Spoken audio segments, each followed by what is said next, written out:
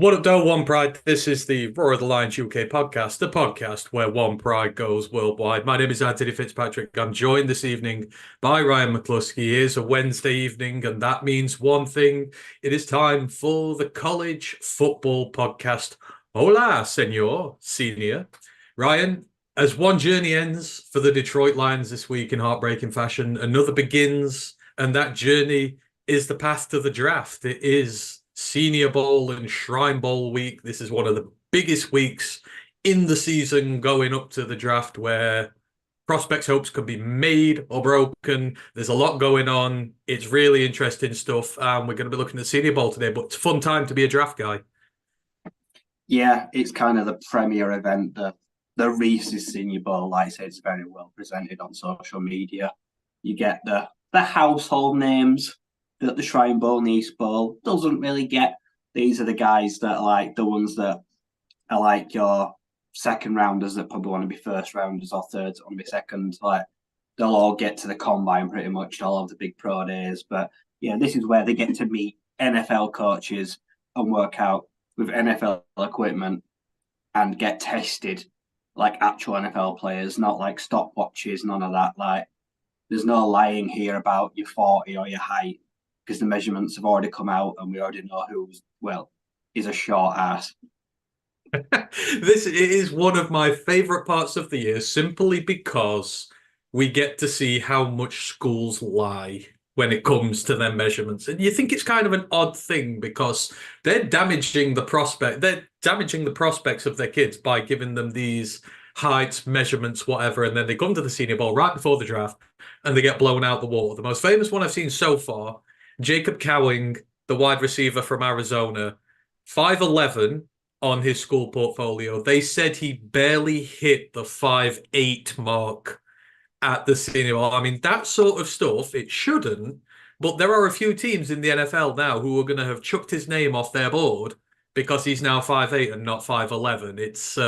It just doesn't feel right, does it? Yeah, and it just don't make sense.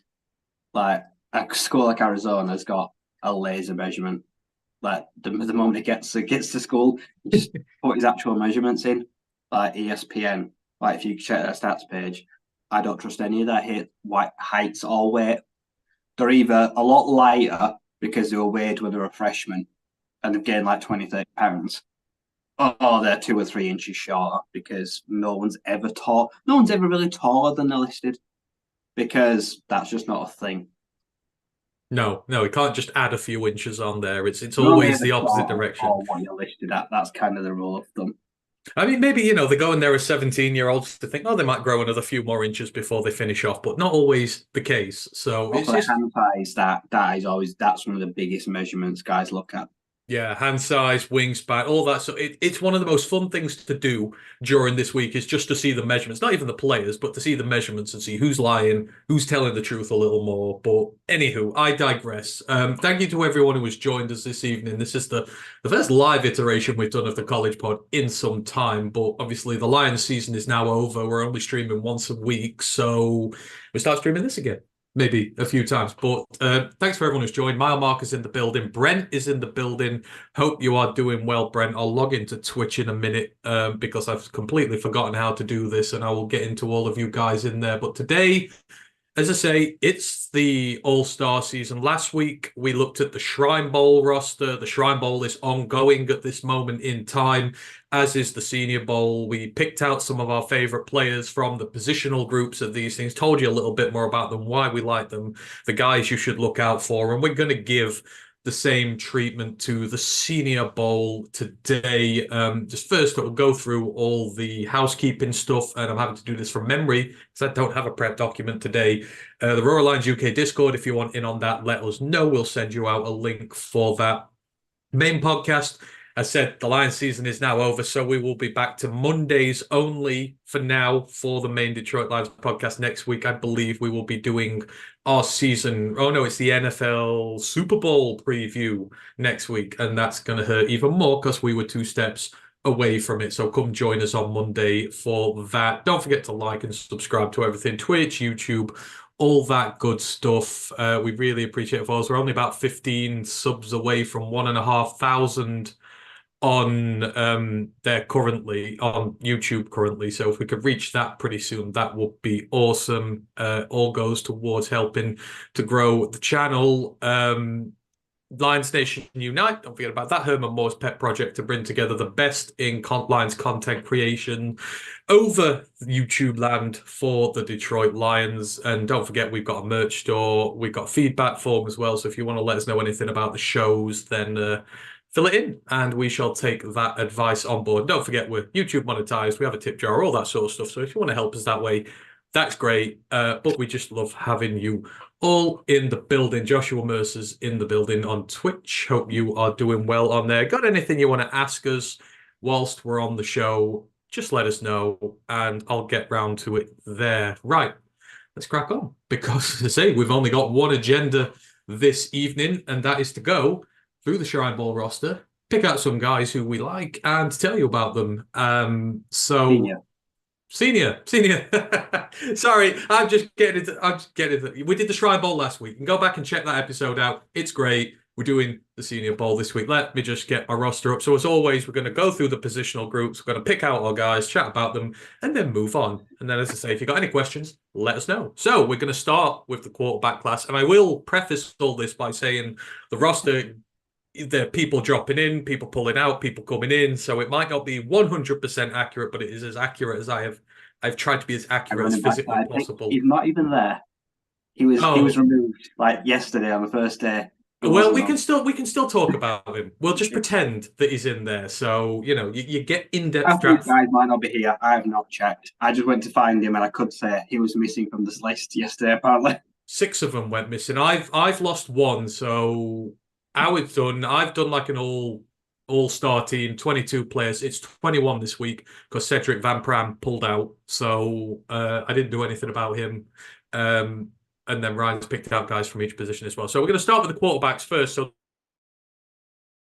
Senior Bowl, Sam Hartman from Notre Dame, Joe Milton the third from Tennessee, Penix from Oregon, Michael Pratt from Tulane, Spencer Rattler from South Carolina, and Michael Penix from Washington, him of Natty fame this year. Ryan, who have you been looking at in the quarterback room? So I picked Penix. So he's measured up. He's another guy that has already come in short, and I was like, what? He is 6'1" and 7'8". He's 218 pounds. He's got a 30 1/4 inch at wingspan, 9.9. They love 7/8. It really annoys me that they do this all the time. 9 7/8 hands and a 74.38 wingspan. So yeah, between Auburn and Oregon, 5 years. He went 1286 of 1936 for a career passing percentage of 66.4, a casual 15,352 yards, and a ridiculous 113 touchdowns to 26 interceptions. That is it. He will be 24 apparently on the day of the draft. That makes him one of the older players in the class, one of the older players in the nation. But with what you're getting is a guy that is pretty much already a backup in the NFL with high upside starter. I think will be going at the end of the first round. I say he has got he's got good to very good arm talent and strength. Not elite, and he knows that, but he throws a very tight, crisp ball. I say he's good when he's on checkdowns and across the middle. He's got good reads. He sometimes likes to pump fake a bit too much. He double clutches sometimes when the read's there. He'll pull out and he'll go to his next one when he could have taken a strike. But overall, if you're looking for a guy that is very well polished after 5 years, has got tons of experience in big games and across big products and playing with big players, he's probably a guy, like I said, you sit him for a year, like I say, and I reckon in a year's time, coming into 2025 season, there's a good chance you've got a starter there ready. Right, he's very polished. He's deceptively agile and good with his feet when escaping the pocket. He can punish you and he can throw on the run. So he's quite a mobile, almost dual threat guy. But yeah, this year he really did kind of like improve the stock Like I say, he had a really stellar year for the Ducks and showed that everything he needed to do. And for someone that just protects the ball so well, rarely will he cough it up, and very rarely will he throw a costly interception. I say it's either don't get there, or the arm's a bit short, or it's on target. There's not a lot in between them. Often does not put the ball in harm's way. So yeah, he's very well rounded, pretty high floor. Not sure about the ceiling, but yeah, he's a safe product.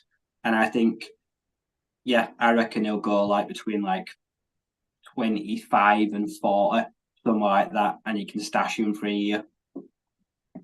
See, interesting because I've picked his arch nemesis, who's probably going to go in a similar area to that, maybe. But I've got Michael Penix Jr. here, and I've really enjoyed watching Washington, Kalen DeBoer, all that. They've been one of my favorite teams going, and he seemed like the right guy to do. So he's a 6-year guy, 4 years at Indiana. Like that time in the Big Ten seems a lifetime ago now. When he moved to Washington, there was like no fanfare, no nothing. There wasn't really much about him. Then he had the 2 years at Washington where he's just gone absolutely insane. He's 1,067 completions on 1,691 attempts. It's 63%, 13,727 passing yards. Nearly 10 of them came in his 2 years at Washington. 96 touchdowns, 34 interceptions. He's 6'3", 213. His measurables came in correct for a rare change. Penix is a stand and deliver pocket passer, and I don't use pocket passer as an insult. He's really good at what he does. Like I say, 4 very nondescript years in the Big Ten. Eyebrows are raised when he moved to Washington, but he's pulled off a magnificent renaissance job to become one of the draft's best prospects in terms of quarterback. He's headlined by that explosive big play arm of his. So he had 43 big time throws this season. That was 9 more than the next guy, who I believe was Jalen Daniels. Like, that's just how many big plays he's made this year. Very intelligent in the pocket, spreads out his passes. Like, you think of the receiving options he's got there, but even that, he uses the tight end on there. He's got 4 receivers he uses quite often. That offense, it's spread. Everybody eats. He's really good at spreading it all over the field. The passes, he can throw it into a really tight window with zip. It's on a wire. Like, that's when he's at his best, when he's in the pocket, throwing into a tight window. Honestly, it looks fantastic. Half of his throws do. Great at identifying and beating the blitz. He doesn't run. This isn't like a thing of his. He's not a dual threat. A lot of people think he's a dual threat. He's not. He's got 13 rushing touchdowns. He can use his legs, but he seldom does. But when it comes to beating the blitz, identifying the blitz, getting himself out of pressure situations, he's actually really good at that. And you kind of saw it against Michigan in the Natty game as well. He was running for his life in that. He can do it as and when he needs to. But say 13 rushing touchdowns. When he gets into the red zone, they do use him in his legs because he does have that ability there. He's best pure pocket passer in this class, as far as I'm concerned. He's kind of like Jared Goff in a way, in that you keep him clean, let him do his work. He'll do a lot of damage, but he's slightly more mobile. You get him out of the pocket and you disrupt him, though, and that's where the problems come with him. When you get him off balance, when you get him running out to the perimeter, some of the throws can get really wayward. There's a lot of picks in there, and that's where a lot of them come from. And the injuries as well are the biggest issue with him. 6 years in college, 4 of them have ended with career-ending, season-ending injuries. He's had a lot of problems. He's been a lot better at Washington. He's very tough. You saw him at the end of the Michigan game. He was beaten up and he finished that game, but he takes a lot of shots and he's taken a lot of punishment in college. So his medicals will be a big part of his evaluation as well. If he can pass those, there's no lingering damage going into the NFL, that will be really big for him. He's also one of the older prospects, been a 6-year guy as well, but I really like Penix.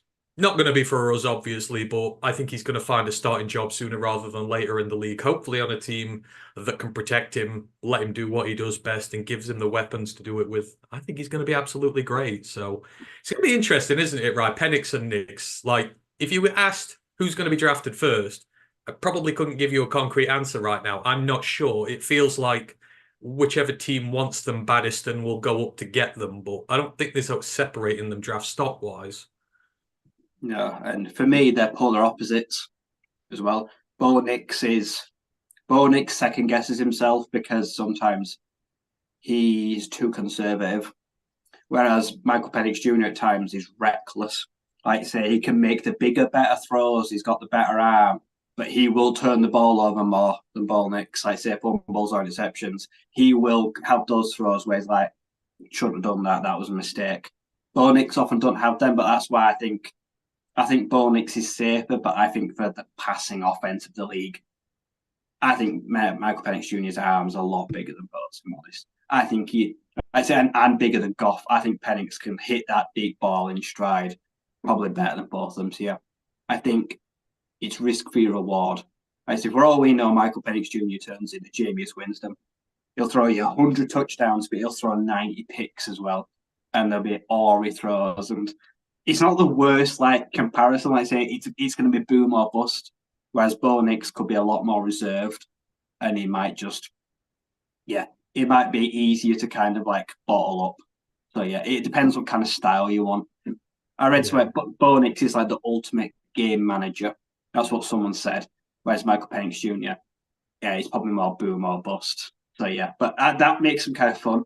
I don't think they're all alike, and I think they'll go very close together, if not back to back. If one steals one, someone then instantly trades up and takes the other.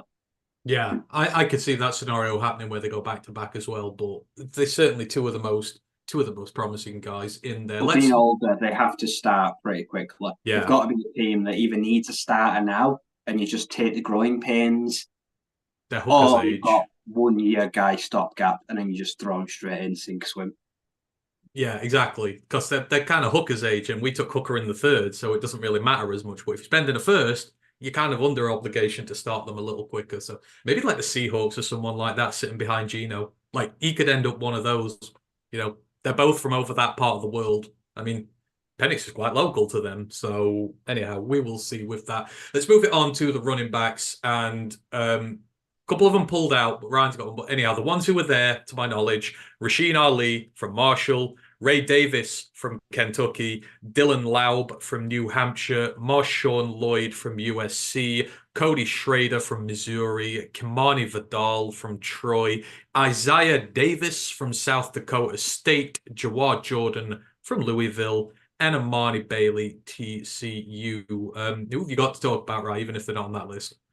Yeah, I picked Jawad Jordan, and I saw on Twitter that he wasn't there yesterday, or he'd been removed from the list by the offensive group. I've not seen if he's been in any drills, but yeah, I took Jawad Jordan, the Louisville product. So couldn't find his measurements because I don't know if he got any taken, but about 5'10", 5'9", I reckon, probably 5.5, 180 pounds. Very small product, but kind of like when you shake up a can of fizzy pop and you open up, the bursts there. He's projected to potentially run between a 4.35 and a 4.45. So if you're looking for a guy that's going to test well, this is a guy that's going to do it. So yeah, 381 carries across his career, 2,214 rushing yards, 5.8 carries. That's not bad, 5.8, 18 touchdowns, but kick returns, 27 across his time with Syracuse and Louisville, over 800 yards and 2 touchdowns. He is the ultimate splash player guy, whether it's a returner or as a running back. He can break off the big play. He can hit the hole. He is hard to tackle. He's shifty. He's also, like I said, a good last season returning and receiving the ball. So he's a small, compact, strong guy. But yeah, don't ask him to block. Just get him into open space. You create holes for him. He will chew up yardage. And if someone doesn't wrap him up or makes off, he's going to break off that one big play because once he's out in open speed, he has them gears that other guys don't have. He can get into the 4th and 5th gear. And by then, it's probably too late. He's gone. Like I say, if you don't cover well on a kickoff return or a punt return, he's going to break one off. And he might very well take one to the house. So yeah, the size and the lack of being able to be a bell cow means he'll be a special teamer or a change of pace, probably like a day 3 guy.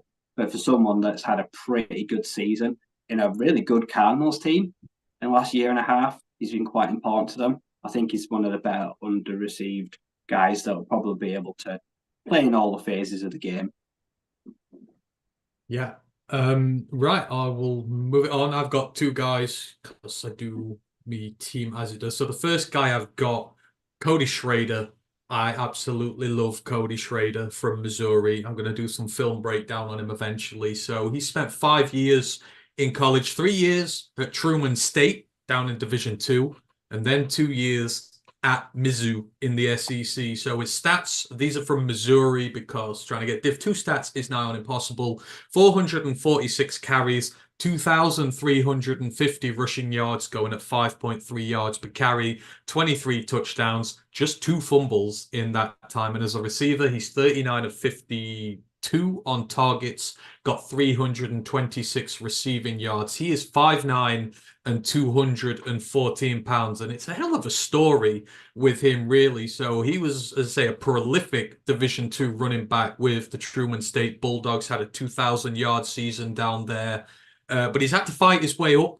He then went to Missouri. He was a walk-on at Missouri. And then in his first year, he didn't look back. He had a 740-yard first season, and then he won the starting job fully this year, and it preluded a monster 1,600-yard season this year. He broke Tyler Barty's school record for rushing yards in a season. He led the SEC in rushing by 500 yards. He won the Burlsworth Award, which is given to the most outstanding player who began as a walk-on. He was an All-American, and he had 3 figures rushing in 6 of 8 SEC games. Mizzou have had their best season in a long time, their best couple of years in a long time, and it's no coincidence that it's been with the arrival of him and what he's done on the ground. He finishes college overall with 6,200 yards of offense between Division II and Missouri. That's more than any other player, any other skilled player in football. That's just how prolific he has been now. His style, he runs tougher than any running back in this class. The contact balance is second to none. He gets hit, he stays up, takes 2 or 3 guys to bring him down, takes really skilled tacklers. You know, you've got to wrap him up. You really got to try hard to get him down. He'll truck through his rushing lanes violently. He's got great pad level because he's a little shorter, so he can get under guys, get leverage on guys, you know, slip through those tight little gaps. I absolutely love it. And the ball security is elite. You just literally can't hit the ball out of his hands. 2 fumbles in nearly 500 carries. Just shows you how good that is. And he's the definition of durable. To have that many yards in a college career, especially down Division II, in the SEC, it's a brutal division. And he's been durable. He's very rarely been injured. No major injuries today. A lot of carries, but it just means that he can handle the load. Works punt coverage unit on special teams. So you've got the special teams ability if you want to put him in as well. The only thing that kind of holds him back is his blocking. But I think this is a guy who you bring up as a bell cow and you can put him in straight away as a running back 1 or 2. And you don't really need to get him blocking. Just send him in, let him do his damage there. Now, obviously, the problems will be the size, 5'9". He's on the smaller side, but 214, he's quite stocky. He's got a good frame about him. The workload he's had, it remains to be seen, but like I said, it just shows he's durable. He can take a load there in the NFL. He doesn't have elite speed or acceleration, anything that like the smaller running backs, the ones that really do themselves out has, but that's not him. He'll run through guys. He'll make his own separations. So I love Cody Sherer. I'm going to do a lot more on him going forward. So yeah, look forward to that. And then the other guy I want to shout out, Kamani Vidal. Another one of my favorite teams. So he's been a running back 4 years at Troy, one of about 5 or 6 Trojans who could get drafted this year. He's had a hell of a career as well. 780 carries, 3,998 rushing yards, 5.1 yards per carry, 33 touchdowns, just 7 fumbles over nearly 800 carries. He's 91 of 112 on targets, 693 receiving yards, and a touchdown there. And again, smaller guy, 5'8", 215 pounds. He's Troy's all-time career leading rusher. And he's one of the smartest running backs you'll ever find. If there's a crease or a developing gap, you will see He'll see it before anybody else. He'll exploit any little advantage he can get. He'll find the gaps in the line. He'll go through them. And again, he runs incredibly hard. He's versatile. He plays two completely contrasting styles. So, he can do sort of the outside the tackle stuff, the inside the tackle stuff. You can line him up as a receiver and, sort of do the bell cow work or do the more dynamic back work there against the bigger bruising run orientated guys. He's really shifty. Like his lateral speed is he'll give you a little stutter step, he'll give and go, he'll burst round you. You can't catch him up there. Against the more smaller athletic guys, he'll just run through them. And you see this on tape all the time. He kind of works out the defensive style, what their players are, and he adapts to it. And he just gets production every single game. He forced 94 missed tackles this season. That was second in the entirety of the FBS after the Texas Tech running back, whose name I can never remember, but 94 missed tackles in a year, which is crazy. Taj Brooks, that's it. But yeah, gives him big scheme versatility. He's a high-level pass blocker as well. Like, to work in that Troy system, they love to run the football there. They love to be a very physically aggressive team. He's one of the best pass blocking running backs out of this group, full stop. He uses his smaller frame to get under guys, force them up, make them lose their momentum, keeps the quarterback clean as long as he needs to make the throw there. And he's a good, reliable pass catcher out the backfield as well. He works the kick return team, the kick coverage team, the punt coverage team on special teams. So if that's his way into a team, highly experienced there. The size and lack of elite speed, again, are going to be the knock on him. The level of opponents more so than Cody Sherer on this, because it is group of 5, but the guy's a proven winner. 2 titles in a row there. That's all he knows. Again, highly durable, highly experienced. There's a 3-down Sunday guy in there because he can catch the ball out the backfield and he can block at a high level. So Vidal, for me, is going to go right under the radar, but he's a very talented player. But Cody Sherer, I just love more than anybody. Right, let's move it on to wide receiver. The group there. So we've got Malachi Kelley from Western Kentucky, Jacob Cowing, him who is now 5'8", not 5'11", from Arizona, Jaquan Jackson from Tulane, Xavier Legetta from South Carolina, Luke McCaffrey from Rice, Lad McConkey from Georgia, Ricky Pearsall from Florida, Brendan Rice from USC, Marcus Rosemy-Jacksaint from Georgia, Aeneas Smith from Texas A&M, Jamari Thrash from Louisville, Devontae Walker from UNC, Jordan Whittington from Texas, Johnny Wilson from Florida State, Roman Wilson from Michigan, who's been having a hell of a week, and Javon Baker from UCF. Who you got in the wide receiver room, Ryan? So I've got 2. So the first player is Luke McCaffrey. And I had to pick him just because he's really fun.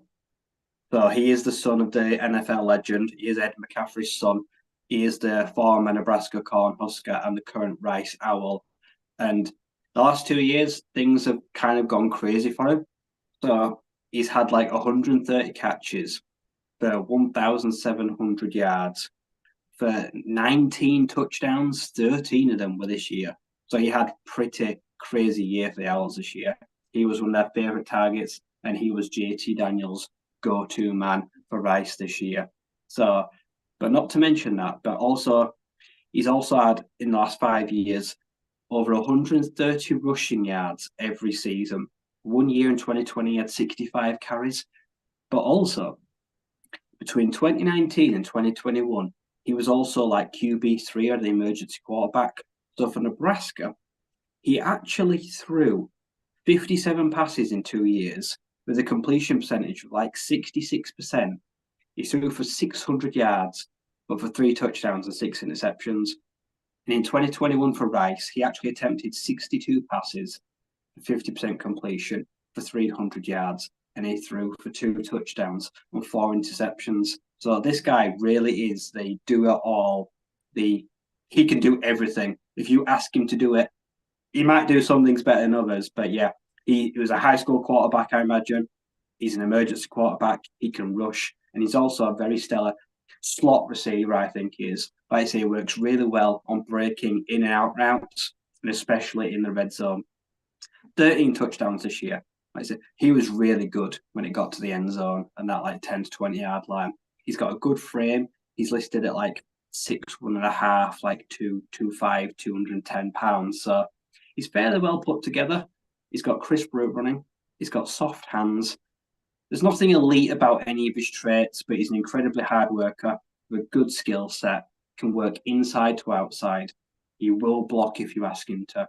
He's been very productive at Rice, where he struggled to find a niche at Nebraska, having to do everything. But yeah, the last 2 years have been very kind to him on a team that has looked to him to be a leader because they've not been the best of Rice, let's be honest, last few years. But for him, he's stayed loyal to the program. He's worked his ass off, and he did really well. And this year he was rewarded with nearly 1,000-yard season. And JT Daniels was part of that. They made quite a nice tandem together. They got a bit of chemistry going really quickly. And yeah, I think he's quite an interesting. He's the kind of guy you stash on the practice squad that maybe one day turns out to be a wide receiver 3. Yep, like I said, got loads of upside. No real flaw because you don't expect a lot of him, but a very hard worker. He's been super productive. And the other guy, well, you'll already know who I had to pick on this list. Like I say, one of my favorite players. Let me have a guess. Who's on the list? Where are we? Oh, hang on. Are we picking Ricky Pearsall here? Yeah. Oh, there we go. I have to pick Ricky. The former Sun Devil, who's now a Florida Gator. So yeah, 2 years now at Florida, but he did spend 3 years, and he was one of my favorite Sun Devils. In his last year as a Sun Devil, had his best year, like 450 yards, a couple of touchdowns, but his time in Arizona State was marred by up and down bad quarterback play, a lot of things that happened. It just wasn't his fault. He just didn't get the production or see the targets. But he came to Florida, and that all changed. Like, he's been a big part of their offense, like say a year ago, and this year, breakout season. So 6'1", 190 pounds, career totals of 159 receptions to 2,420 yards, but over 950 of them yards came this year alone. 15.2 yards reception, career 14 touchdowns. Also has 21 rushes for 253 yards and 5 rushing touchdowns, and can return. He's another one that surprisingly deceptive out in the backfield on designed plays, like say, get it out to him, trick plays. He really is a jack of all trades. Like say, this year as well, a lot of people remember he had one of the players of the year, the one-handed catch against the Charlotte 49ers, where he then gets absolutely destroyed and still hangs on. So he has got hands like glue. Don't know if he uses sticky. I don't know if he uses the glue or if he actually uses anything on them, but everything that comes his way, normally not, he catches it. He's not overly fast, don't claim to be, but the separation he gets is from like elite crisp route running. The cuts, the breaks, the putting the brakes on, turning around is enough to get him 1-2 yards. Intermediate to deep routes, he really does excel in because he's able to get out in open space, make guys miss. And when balls come his way, more often than not, he's getting caught. Not a lot does he actually cop up. Like I say, he really has got good hands, soft, good grip, and he catches not of his chest or the numbers. It's all handwork. And people are talking about him already at the Senior Bowl today. Brilliant day. He's such a willing blocker. He's courageous. He's tough for someone that's got a solid but not a stacked build for potential outside receiver. But yeah, he's plucky and he gives it his all. And a lot of people think he's rising from already a day 3 to a day 2 prospect. Like I say, he was Graham Mertz's best friend this year. And I would love to see Detroit throw a middle rounder at him. I think it'd suit what we like to do because our receivers need to be able to block, but they've also got to be able to be trusted. Short of the sticks is why we like to throw. That's why I'd like to give him the ball, crossing routes at the post or the goal line or at the first down marker, because that's where he's going to get a lot of his work done. And then he can make people miss. Yeah, he's one of the guys that's got the most upside at the whole Senior Bowl. Like I say, a lot of people already know him because like that. He makes highlight plays. He's made some of them in the past, some splash plays. So he's well adverse in that. But yeah, I could be biased, but I know a lot of people now are starting to work out who he is and see him now. Yeah, and yeah, he's a good dude, and he deserved a big time transfer, and it made it pay. It made it work as well. The Gators, they were hit and miss for the most part, but that wasn't because he didn't do his bit. He carried most of that offense, especially passing this year. Yeah, absolutely. You're right. He's making an impact. Lisa's joined us in the chat and she immediately said, Parcel looks good in practice. People are taking notice. This is an opportunity for some of them to shine. So absolutely. The two guys I've got. So first up, I've been big on this guy for a long time. I'm pretty sure he was in my preseason team that we did, but of course it's the Yak Master, Malachi Kelley. He's the wide receiver from Western Kentucky, has spent 4 years there. He's 259 of 366 on targets, 3,016 receiving yards, 29 touchdowns at 12.5 yards per reception. He's 5'11, 210 pounds, good build for the slot. And as I say, he is the master of yak. He's destroyed all in his path in the CUSA over the last few years. Western Kentucky had one of the best offenses in the nation. The signature, it's his after catch ability. In 2022, especially, 975 of his 1,282 receiving yards were yak. It was 300 more than any other receiver in the nation. He uses. So he's got this nice little arsenal of things he uses. So he's got explosion and this sort of sharp stop step that he uses, the give and go, where he just completely throws DBs off their routes, breaks away from them, creates bungles of separation, is able to get up to the safety level or take it to the house. That's how he's able to get so much yak there. But he can use straight out speed to win as well. If you want to have, 40-yard dash against somebody, beat them that way, he can do that as well, out the slot and on the perimeter. They've been using him there a bit more this year. And when he's got the ball, he's incredibly strong. Like I say, 210 pounds. He's built well. He's another who's incredibly tough to tackle and bring down. He fall forward, get those extra yards. Again, that's how he gets so much yak on his CV there. And that strength has kind of opened up a new wrinkle to his game because, as I say, mainly he's predominantly played as a slot at Western Kentucky. This year, they've moved him out onto the perimeter a bit more. You've started to see the outside wide receiver Malachi Kelley because he's very physical against press coverage on the line of scrimmage. He can beat that, and then he uses his speed to get downfield, and he's actually made for a pretty decent outside wide receiver this year, as well as playing in the slot. So he's adding versatility to his game. They're using him in the backfield now as well, the jet sweeps, the motion stuff. There's been more of that this year. His game has completely expanded since we talked about him 12 months ago. And I absolutely love him. He's had 6 drops this year, which is unlike him. It's, by far the most he's had in his career. But again, he's playing on the outside more now. He's playing in the backfield. He's doing a lot of different things that he's not quite done before, which he's adjusting to. So I can kind of forgive the drops there whilst you're developing your game.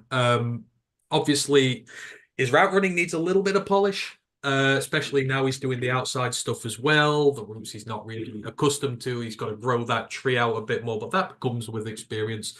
At the next level, if a team uses him in both areas, it'll come there. And of course, the level of competition. With CUSA players, it's always the case. 3 of them got drafted last year out of 250 picks. There's a reason for that. But he's going to buck the trend. He will be a starter eventually in the NFL. He blocks soundly. It's not off the charts, but it's enough so that you're getting a dynamic playmaker and he can block enough to justify getting a spot on a roster. I've loved him for a very long time now, and I think he's going to get a go in the NFL. He's going to have his name called. So watch out for him this week. And the other is Xavier Legetta. So he's the wide receiver from South Carolina. 5 years he's been there. He's getting first round buzz about him this year. His stats, he's 113 of 173 on targets, 1,678 receiving yards, 14.8 yards per reception. He's a big play guy, 12 touchdowns. He's also got 29 kick returns, 785 return yards, 27.1 yards per return. So again, more than a touchback every time he gets his hands on the ball. He's got a return touchdown as well. He took one for 102 yards all the way to the house. So he's got the big play explosion about him there. He's 6'3", 227 pounds, like the exact perfect build for an outside wide receiver. He's the explosive deep field threat.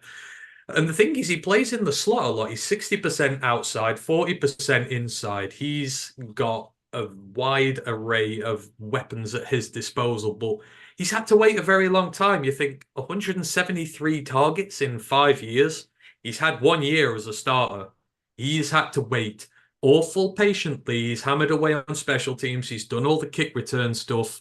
And then he's had his breakout single year this year. He's long speed. He can run at 23 miles per hour on long speed. This dude is fast. He is bulky. He is strong. This is how he wins a lot of the time. And to say he's got the frame to win at the line of scrimmage against press. He'll burst past you if you sat back in zone. He can grab those really sort of tough high catches. He leaps like a salmon, as we say over here. He can leap higher than anybody else. He can go pluck those slightly overthrown passes out there, the slightly underthrown ones. If it's in his radius, he will grab it. He offers immediate versatility for any team as a returner if they're not, sold by the lack of touches in college, even though he's had his great year. But he had, 1,400 yards this year. Not to sniff at. It's his first year as a starter, first time as a volume receiver, and he's performed incredibly well. The lack of overall football will hurt, though. You can see it. The route tree is not refined because he doesn't have the experience on the field. The run blocking is underdeveloped because, again, he just hasn't done a lot of it because he's not seen much time. And this year, he's just done a lot of receiving work. He's not had to do a lot of the nitty-gritty stuff as well. The release packages he's got to work on as well. It's just all these little facets of the game which get better with experience and get better with the years. He's not had a chance to refine yet. And you might think, oh, well, you don't really want a guy like that. But the thing is, he's got all the physical traits. He's shown that he's versatile. He's shown that he's got everything in the bag. It's just, are you going to be patient with him and develop him? I mean, they're saying they'll give him a round one pick. Some teams, you're betting on that physical upside with him. You're betting on that big play explosiveness being a permanent thing. And I can get that. I can buy it. So, I think he's worthy of that hype. What I've seen of him, you've just got to be patient with him. It might take 2 or 3 years before you see the best iteration of him, but it'll be worth that pick eventually. Right. Moving on to the tight end room. And let me just get down to the tight ends. So not too many of these, hopefully. So we've got AJ Barner from Michigan, Jaheim Bell from Florida State, Theo Johnson from Penn State, Ben Sinnott from Kansas State, Brevin Spanford from Minnesota, and Jared Wiley from TCU, who you had a look at tight end. It's funny because I saw Jaheim Bell's measurements and he's got the smallest tight end I've ever seen. Yeah, he went from 6'3" to 6'1". Yeah. Like I said, Jordan Wiley's 6'7". So I've gone with Brevin Spanford. And funny enough, he's also listed at like 6'7", 260 pounds. The guy is a behemoth. So a Courier, Minnesota, hometown kid from St. Cloud, Minnesota. And I picked him because he's bizarre. So he's only got 95 catches for 1,060 yards, 11.2 receptions, and just 7 touchdowns. And that's like a whole 4.5 years. And I don't know if that's because I know the Minnesota passing offense is terrible. And genuinely, I think their passing offense has been crap last year. It's like, say, Tanner Morgan and between PJ Fleck. Or it's because Brevin just isn't a good weapon. But with a frame that big and the size, I just find that hard to believe. You just don't get them built like Kim and Jordan. Like they're ridiculous. They've got muscle, they've got length, they've got size. Now, one thing Spanford can do, because Minnesota run the ball a lot, is he can block. And he plays out of a 3-point stance. He's basically an extra lineman, and you can play him in line. And that goes a long way to the fact he can do the basics right. He's aggressive. He can run block. He can come across the line. He can get to next level. And having a huge wingspan and just being blessed by God with the physical traits he's got, he can also play from a 2-point stance. You can put him in the slot. And his size and his build, it will lean straight away to, I'm at the goal line, put him on the field, or I'm in the red zone, just put it up to the back corner and let him go get it. Everything else, the receiving work, just needs so much work. Like I say, the fruit tree's not good. Like I say, the hand skills and everything it's not there, and it's been shown by the lack of production and frankly the lack of use or trust. What you're trying to get here is the package. Like you say, he's got that run blocking ability, and he's also got the size of an albatross.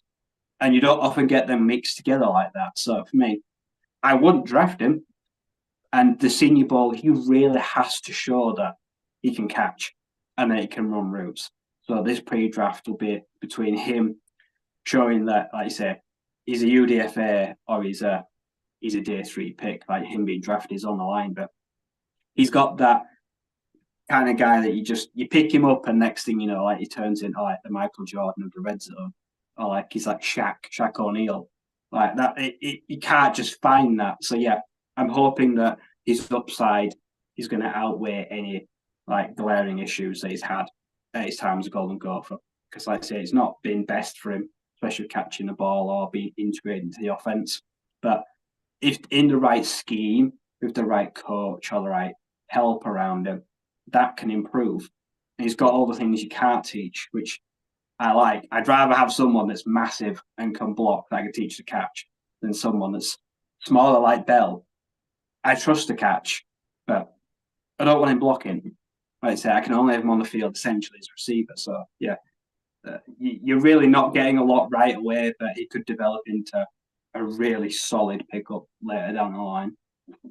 Yeah, see, I can back that. He's had Tanner Morgan and Athan Manis throwing at him. Like, you may as well just have a duck in there throwing it. You know, just not going to do well. So I can buy that completely. I'm still surprised. Out of the Shrine Bowl and so far, we've still not crossed players. So I've got Ben Sinnott, who I've grown very infatuated with. What? I love Ben Sinnott. He's my favorite tight end.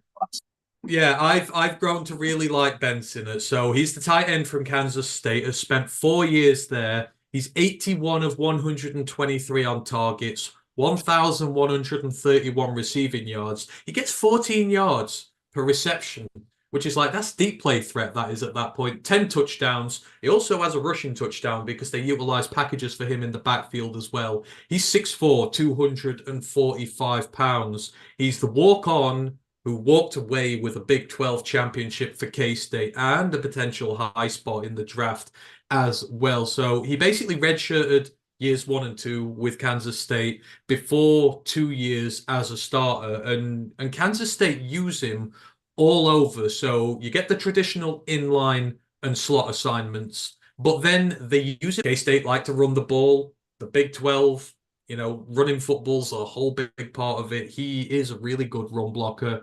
Pass protection needs a little bit of improvement for him, but he's never surrendered a sack. He's only given up 1 quarterback hit in 86 reps. And he used to be a D-end in high school, so he's kind of got knowledge of how the mind of a D-end works. So his pass pro, I think, is better than he's given credit for, but it needs more work in relation to the run game. But as a receiver, like, you put him against the zone coverage defense and he's an absolute menace. He doesn't have like that burning pace or that separation skill, but if there's a hole to be found in a defense with some soft coverage, he'll find it, he'll make plays, and he'll get a lot of yak after the catch as well. As I say, you don't get 14 yards per reception by not being able to run with the ball in your hands after the catch. So he's such an enticing prospect.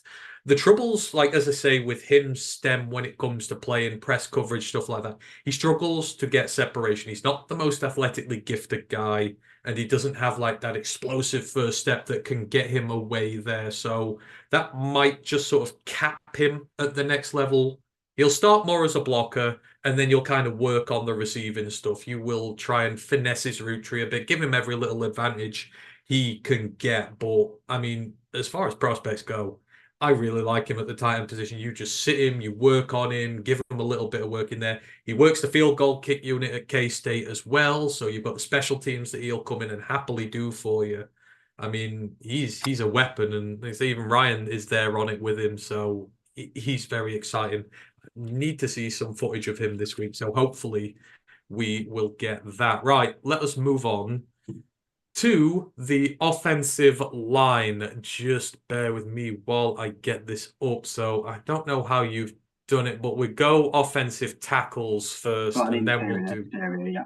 Right, so at offensive tackle, we've got Ethan Driscoll from Marshall, Javon Foster from Missouri, Talis Fuaga from Oregon State, Delmar Glaze from Maryland, Tyler Guiton from Oklahoma, Ladarius Henderson from Michigan, Christian Jones from Texas, Satoa Laumea from Utah, Jordan Morgan from Arizona, Patrick Poole from Houston, Jeremy Flax from Kentucky, Brandon Coleman from TCU, and Kingsley Suamataya from BYU. Who have you looked at on the exterior of the offensive line, Ryan? So I've picked up Jeremy Flax, the offensive tackle from Kentucky. So he's listed at 6'6", 320, 325, a Detroit, Michigan native. So this kid was a 4-star coming out of high school, had a lot of offers, but he actually decided to go JUCO. And if anyone's watched Last Chance U, they will know the Independence Community Pirates. That's where he played his first football. And he was very prolific there. And once he'd had a go at stint, he decided, I'm going to go straight up to next level. And he found himself at Kentucky. So he's been a Wildcat then for the last 4 years. He has played over 1,340 snaps at Kentucky, all in the SEC. He has been pretty much a career right tackle. He has been stellar this year, only surrendered 12 pressures and 2 sacks all season for a team that helped Ray Davis be one of the best rushers in the nation. Like I said, he has got ridiculous size. The bottom half of him is so well constructed. He has got arms that are incredibly long and muscular. Like I say, he's got 6'6", he's got height, he's got the weight as well, he's got the frame to put it on. But the issue is, like I said, all that weight, he's not very agile.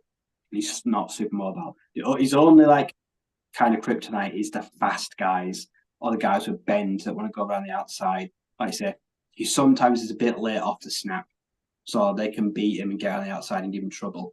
But if you're talking like, say, a ready-made right tackle, especially with like run blocking, pass pro, some guys will get underneath him, but that's natural because he's a big kid. He's tall. He's got long arms. That's the way you beat them. But if he gets hold of you, he ain't gonna let go. He's incredibly strong. He's powerful. Got a bit of violence. Can work on pass pro, and like I say, he's able to engage. And he's not necessarily he's a mauler, but the fact is, he's just going to do anything he can to get in your way or stop you. Like you say, he's a pain in the ass. Like you say, don't let go. His hands will come off. He will readjust, and he will go back onto you if he does lose his grip. But yeah, he's pretty much ready-made off the conveyor belt. Like I say, as a potential future right tackle starter, but you could play him between offensive tackle and guard on that right-hand side as a rotational piece. Or, like I say, bringing an extra 6 lineman. Like I say, he's got all the tools, he's got the size, and he's got the pedigree. Like I say, 4 years in the SEC. Had some bad years, but this year he came off his best year and said, it's time to declare. So yeah, he's experienced, he's well built, he's well put together, and he's got most of the tools he needs. So I think he's going to be a potential guy that can succeed at the next level. Comes from a school which is known for its offensive linemen, which goes a long way as well. I've got 2 guys at the tackle position. First up, got Javon Foster. He's the offensive tackle from Missouri, spent 5 years there. So his deployment altogether, 2,765 snaps at left tackle, 154 at right tackle. In 1,555 pass block snaps, he's given up 53 pressures, 8 sacks, 6 quarterback hits, and 39 hurries. He is 6'5", 309 pounds. He is intelligent. He is athletic. And he's been left tackle in a league where he's had to deal with some of the premier talent in the country for the last half a decade. He plays aggressive. He's got massive arms, which he uses to be able to get hands on his opponents first. Those edge rushers, even the speedier guys, he'll hit you first, he'll knock you off your rhythm, and he will dominate the play from then on in. You can see it in his run blocking. He's got this really powerful punch, which just sort of almost stuns the defender. 2 hands on, lever them out the way. It's almost sort of rinse and repeat at this point with him. I just love seeing him do the dirty work. This is this is Cody Schrader's team. There's a reason he's ran for 1,600 yards this year. He's a really good running back, but he's had the line blocking for him as well. He does a lot of the pulling as well. He's very, as like I say, he's athletic from a sports family. You'll see him pulling a lot. You'll see him getting out to the perimeter a lot. You'll see him going out to the second level. He'll do it all, and he'll arrive there on time. Like, he's incredibly athletically gifted. Pass pro, very explosive get off. And then his big frame, he kind of just uses to bottle up edges. It's very difficult to run around him because he's so big, and he'll just sort of shove you out the way, take you away from the quarterback that way. You can't get at him on the inside because his technique is second to none. He just positions himself really well to intercept the pass rusher there.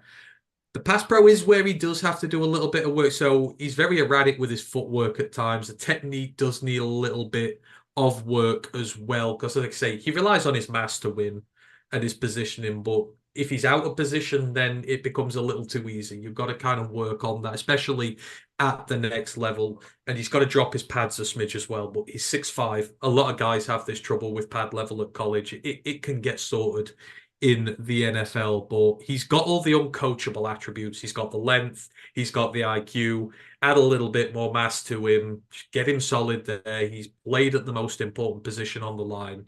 I think he's going to be a really good player at the next level, and one who we need to keep an eye out on. Maybe it's not left tackle, but certainly got a future there.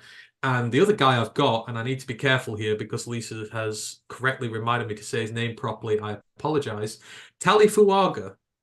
Hope we got that right this time. So he's the offensive tackle from Oregon State, and boy, his tape fun to watch. He's been there 3 years, 1,564 snaps at right tackle. He has never played anywhere else. He is a right tackle only.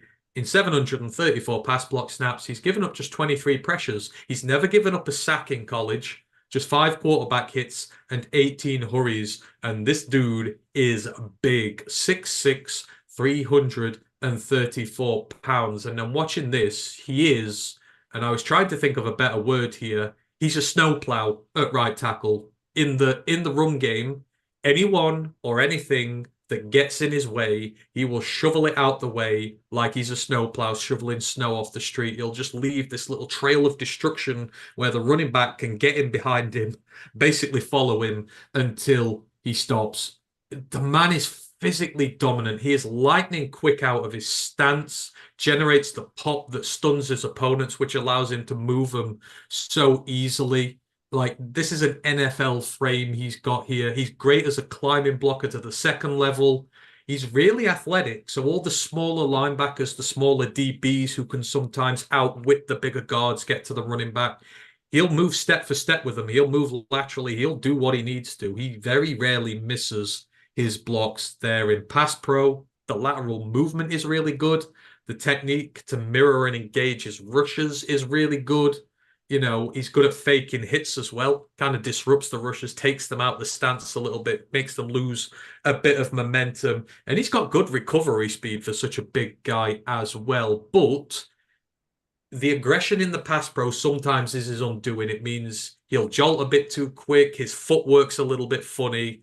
He doesn't get himself set correctly. He'll overcommit a little bit, and the speedier edges are able to get some success on him. But these are technique things. These are things that, again, you can coach out of him. If you refine his pass pro, his ceiling is huge. Like, he is going to be a dominant right tackle from play one, and you are going to run the ball behind him as a rookie, and you are going to have no fear. Like, honestly, it's Sewell-esque. The way he can clear out running lanes is Sewell-esque, and I am not afraid to say that. So for Waga, he's going to be a first-round pick. I think he's going to be a lot higher up the pecking chain of offensive tackles than a lot of others do. He's not like in the top 3 or 4 guys usually, just because he's a right tackle, but I think he'll go really high, and whoever gets him has got a hell of a run blocking tackle to start off with there. Right. We'll move it on to the interior of the offensive line, and a few of the guys dropped out here, but there's still a few. We've got Isaiah Adams from Illinois, Tano Bortolini from Wisconsin, Javion Cohen from Miami, Kingsley Eguakun from Florida, the center, Christian Haynes from Yukon, Trevor Keegan from Michigan, Jackson Powers-Johnson from Oregon, who everybody's talking about, Dominic Puny from Kansas, Andrew Rame from Oklahoma, Layden Robinson from Texas A&M, Charles Turner III from LSU, and Bo Limmer from Arkansas. Who've you got on the interior, right? I've gone with Tanner Bortolini. I've got the Wisconsin guard. So 6'4"-ish, 300 pounds, has a beautiful mullet, must say. It looks like a guard. Now, he is very experienced, over 1,900 snaps in his time as a Badger. He's played all 4 out of 5 positions. I think the only position he's not played is left tackle. So, very versatile, played a number of snaps at every position, but he is a right guard, and he can cover centre. He has played centre, so he can snap the ball. So, this guy, he basically dominates in a zone interior run scheme. He's nasty. He's a mauler. Like I say, he don't get under him. He just plows through them. He pulls and he makes holes. And if there's a hole there, he prizes it open. His feet, he's really fast and agile because he's a smaller guy. He can shift, he can haul ass across that line or get to the next level with some of the best of them. And that is where he is going to really excel at the next level. Is the fact that there's guys that are bigger than him, stronger than him, but when the ball is snapped, he's already anticipating it. He can move quicker than a lot of guys in the offensive line. And that means he can pick up the blitz. He can come across the line if he's pulling. He can get out in front of guys to be a lead blocker. He's got the finishing skills.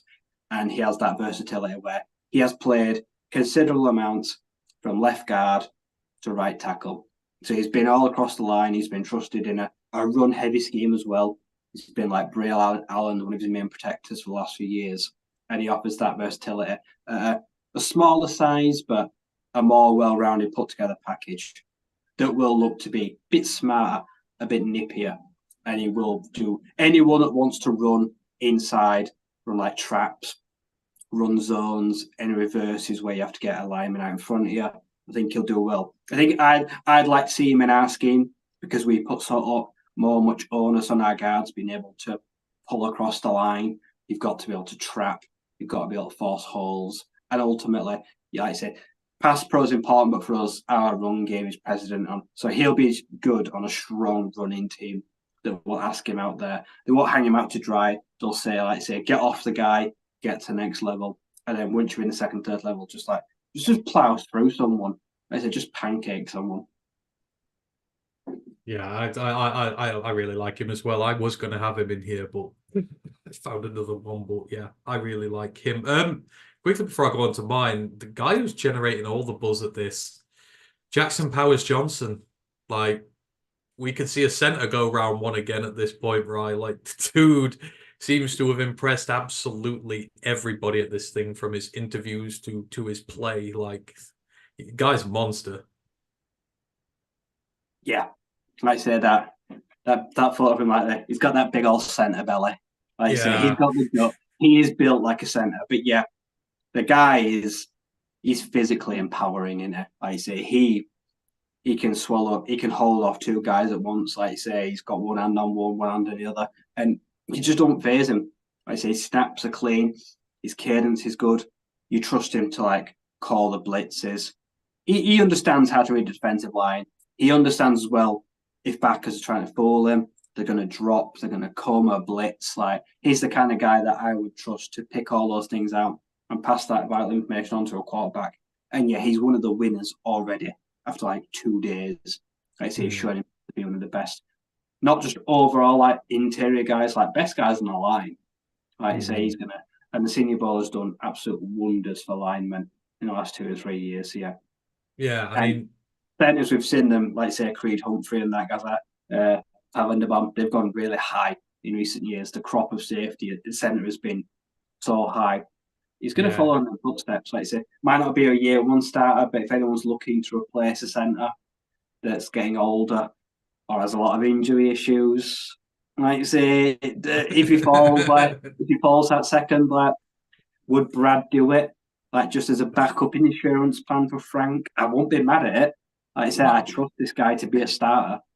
I can't remember his snap count, but I don't think he's done much at the guard positions. That'd be the only thing that put me off. But there's a reason that Bo Nix has been touched as much as the Mona Lisa, which is like not at all. Like he doesn't get sacked, and he's a big reason why. For he is giving me Creed vibes, and like Creed got drafted at what 64. He was like ridiculously underrated.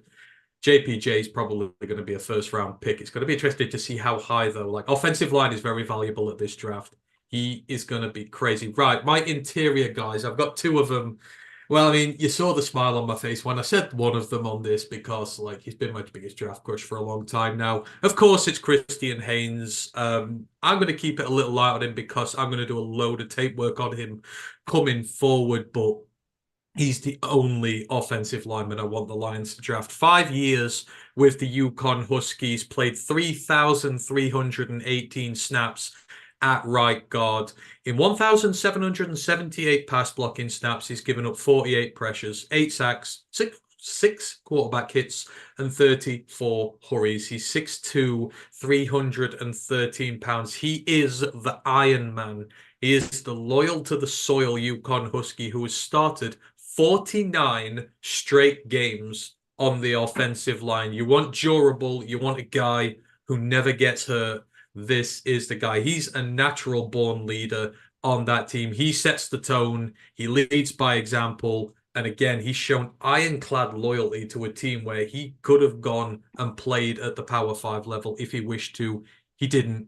He became the first Husky in the FBS era for them to be a two-time All-American.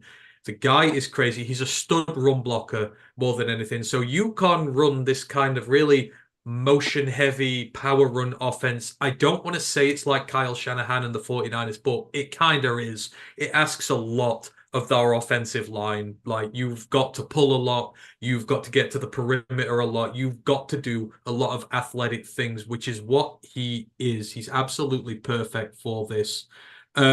He's one of the quickest guards going. I don't know what his 40 times going to be, but it's probably going to be one of the quickest going at the combine when he goes there. Now, he's a little smaller, but doesn't really matter. He's got power. He's got explosion. He rarely loses in the run game. Like, I watched the tape, and there's so few snaps where anyone really is able to get any sort of resistance against him. His diagnose and react skills on passing downs keep him ahead of the play. He can pick up blitzers. He can pick up the stunts. He can pick up all the late plays that Comey stays very disciplined to keep his gap. He doesn't commit to a double team. If he knows that something else is coming, it's very hard to fool him. He's a trained center as well. He's not played there for them, but they were training him to be center this season. And then their starter from last year, he'd been injured. He got healthy, so he went back to right guard, but he's trained to do it. So he's got versatility on the interior of the line, but he's NFL ready right now. You can plug and play him in the NFL tomorrow. He will not look out of place, especially in a slightly run heavier scheme like ours. I would absolutely love him here. And you just put a bit more mass on him, he's going to be amazing at the next level. So Christian Haynes, I want him in Detroit, period. The other guy I've got is Dominic Puny. So he's the guard/tackle from Kansas. So he's had 4 years at Central Missouri, which is Division II, if I remember rightly, 2 years at Kansas. He's got 728 snaps at left tackle, 849 at left guard in terms of Kansas's stats. You can't get the Central Missouri ones because, again, they're very hard to come by. In 783 pass blocking snaps, he's given up just 16 pressures, no sacks, just one quarterback hit, and 15 hurries. He's 6'5", 320 pounds. And I like guys with stories like this. He's fought and clawed his way. He's come up out of Division II. He's played well enough to get himself a job at a Power 5 program, but he came to Kansas. This is not the Kansas we know now with Lance Leopold 2 years ago when he arrived. He just got there, and this was not the team that it was. They were the whipping boys in the Big 12, but that program has blossomed, and it's down to players like Puny who've come in specifically and anchored that offensive line to keep their two quarterbacks, Daniels and Bean, upright.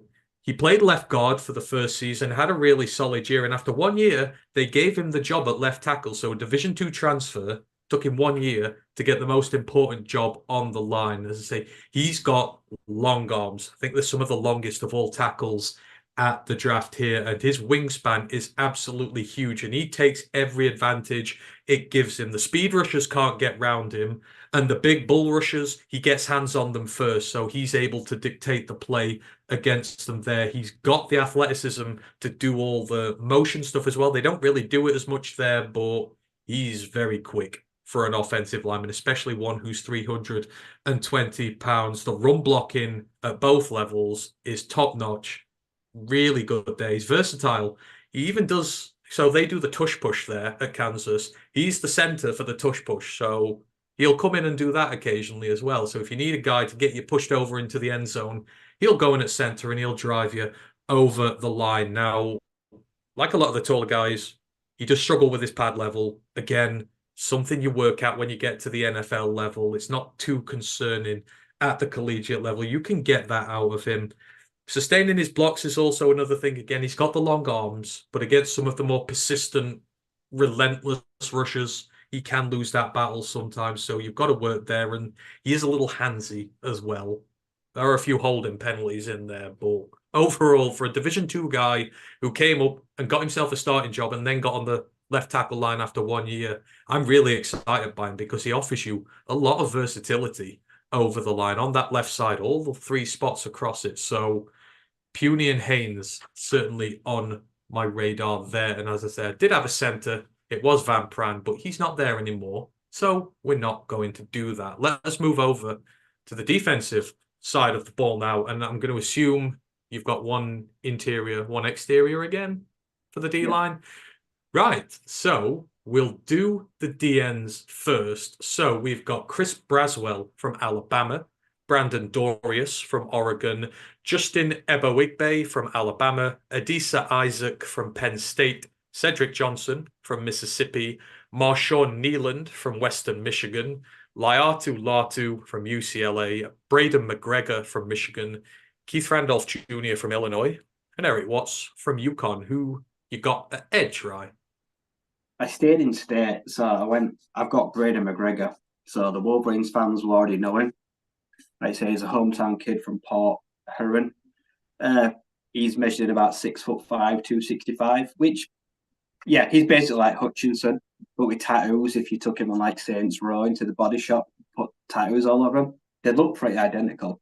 So this year, he had a breakout year. Like I say, 4.5 sacks, a forced fumble, and 9 tackles for loss. But 2 of those sacks were in the Rose Bowl, and they were huge game changers on Jalen Milroe when he took down Alabama. So he did it on the biggest stage that he could.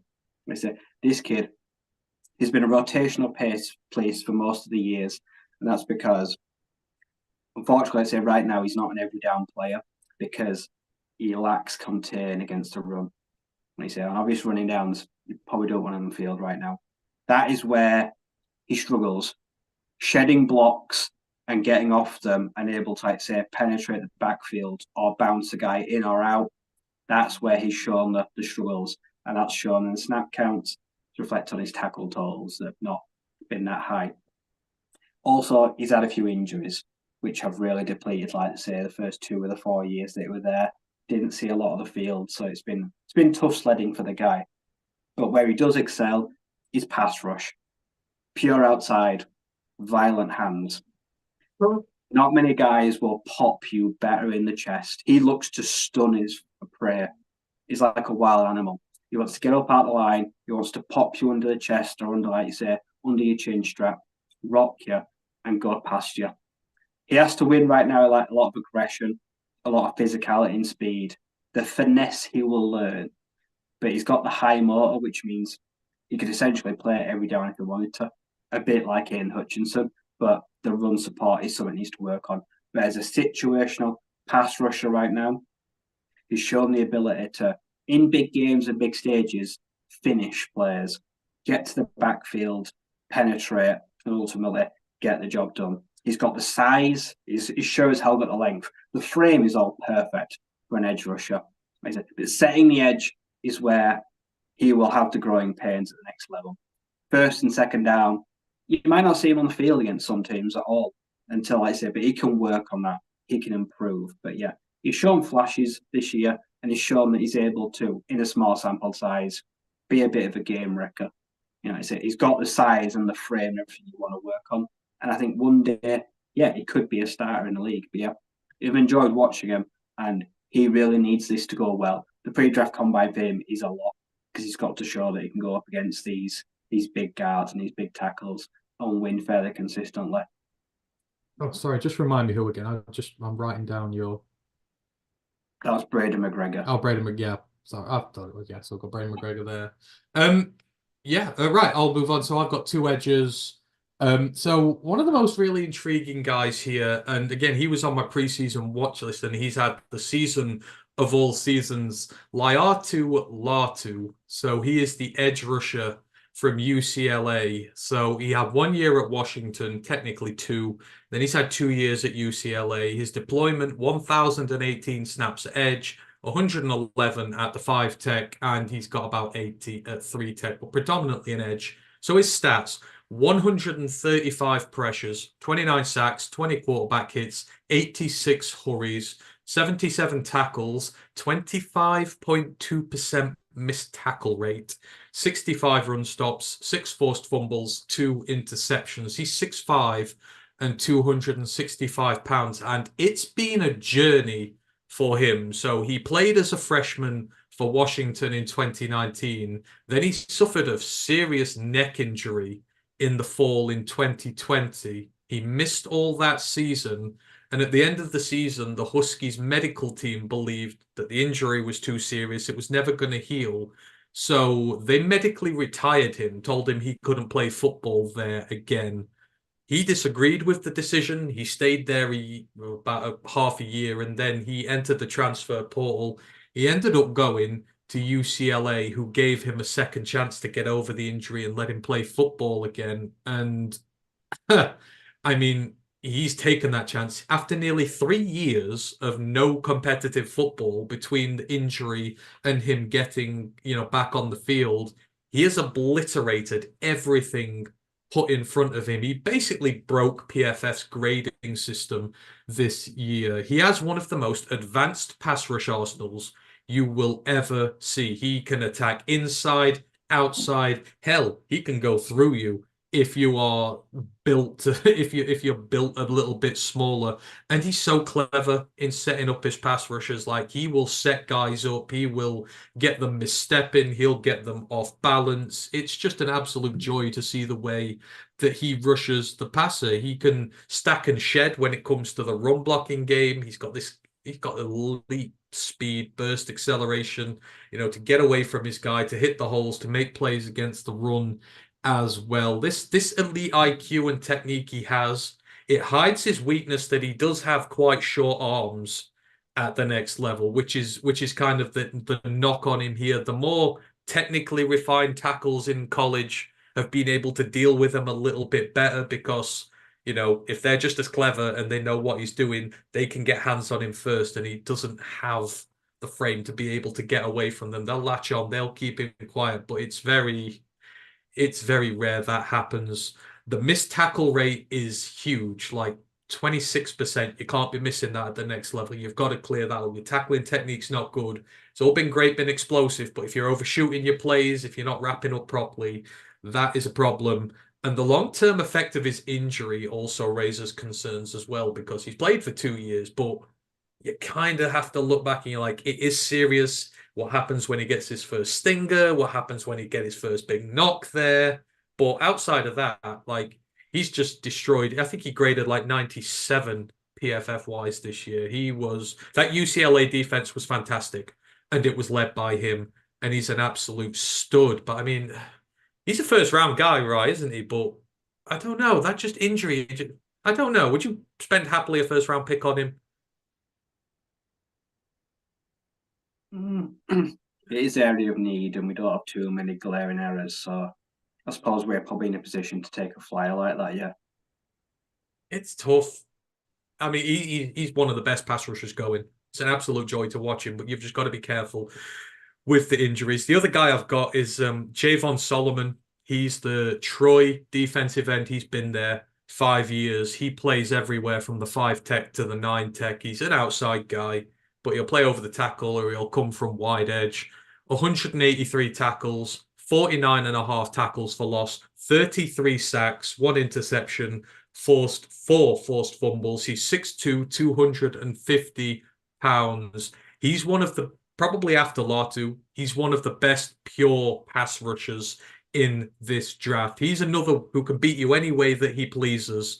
And as I say, he does it from standing over the guard all the way out to 9 tech. He can bully through the smaller interior line guys, get leverage on tackles, force them out of the way, or he'll just set up a guy on the edge. He's quicker than you. He's better than you. He's bigger than you. He'll be able to take advantage that way. It just allows him to dictate most of the games, most of the snaps that he plays. That Troy defense has been one of the best in the nation, like, period, the last 2 years. They've won 2 Sunbelt titles off the back of it.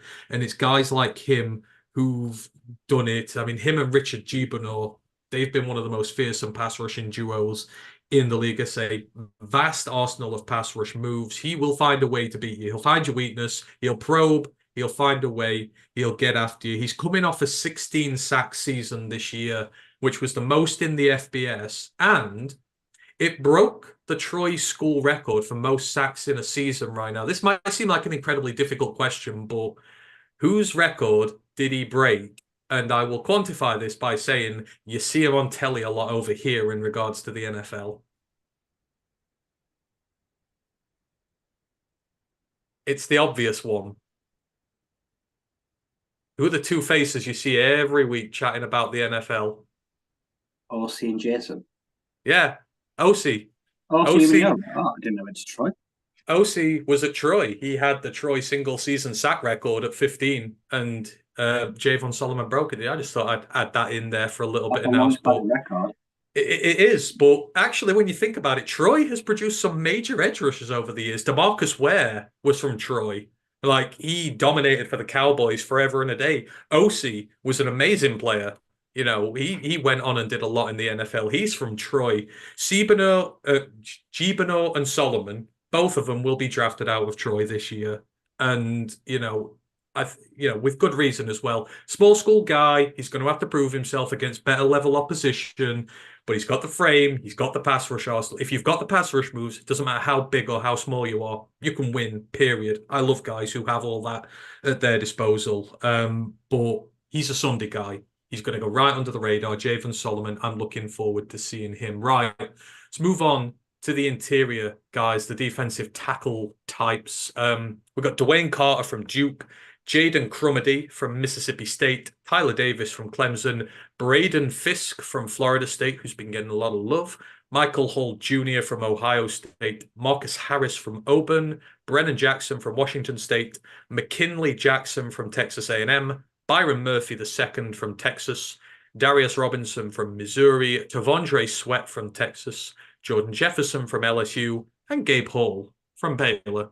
Who've you got on the interior? I've got, this actually one of the guys I'm more interested in is Brennan Jackson, so the Washington State Cougar. In the last 3 years, 144 tackles, 8 passes defended, 19.5 sacks, 3 forced fumbles, an interception. Listed at 6'4", 265 pounds. This guy, he wins in the run game. Like I say, Draft Network used the word reckless is how he plays the run game. If he can't win or make the play, he disrupts what the O-line is going to do. Apparently, he's got a very high IQ. He understands alignments. He knows, pretty much works out very quickly which hole the lead blocker or the running back wants to come through. He plays pretty much from the 3 tech or a 4-eye, but he will start interior. Primarily, he's a run defender, and he's brilliant at it.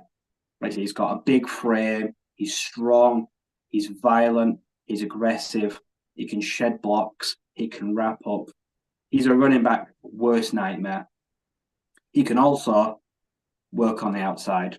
He can rush the passer. But when he does it where he's not really got a plan. He's kind of hoping for the best. He's using his speed and his size, but there's kind of note in his back pocket, note that makes him special. Now, 20 sacks in 3 isn't bad, but could be more. But that's what he needs to work on. While he's rushing and he's stopping the run, he'll be working on creating the arsenal, getting the moves under his belt, practicing to become an impactful 3-down player. But he's very good at the basics. He's smart. He's strong on the interior, and he makes a huge impact in the run game. He's disruptive. He takes on blocks. He sheds blocks. He can get through double teams, like you say, or he'll draw a penalty, get a holding call. He'll do whatever it takes for you to stop him. Whether that means the running back has to bounce all the way out, goes for a touchdown, he still impacted the play. He made them go to plan B or C. Like I say, he's the kind of guy that's got a nose for the ball and he just wants to be in and around it. He just wants to make something happen, even if he can't make the tackle. He is pretty unselfish in that sense, and he'll just give everything on that down to try and make the play. And I think for a team that wants interior pressure but can kick him outside, depending on the down and the distance, you might want to throw him out where he is very comfortable. I think he's the kind of guy we might be looking at. We do want some help on the interior because we've been through a lot of bodies. But yeah, he offers a lot and he's got versatility. Kick him up and down the line on a 4-man front. I think he's probably going to work the best on an even number. There's more positions for him to play. The more gap positions you can put him in, because he also does stunts and twists, he realizes like what hole I have to be in when I come under. I need to know where I'm going. Or like say if they're going to try to pick him up, how am I going to stop them? How am I going to get there before them? Like you say, he's diagnosing stuff well before the ball is snapped. So yeah, he understands O-line and the D-line just as well as both of each other. So yeah, I think he's going to do pretty well this weekend. Yeah, good season for the Cougs.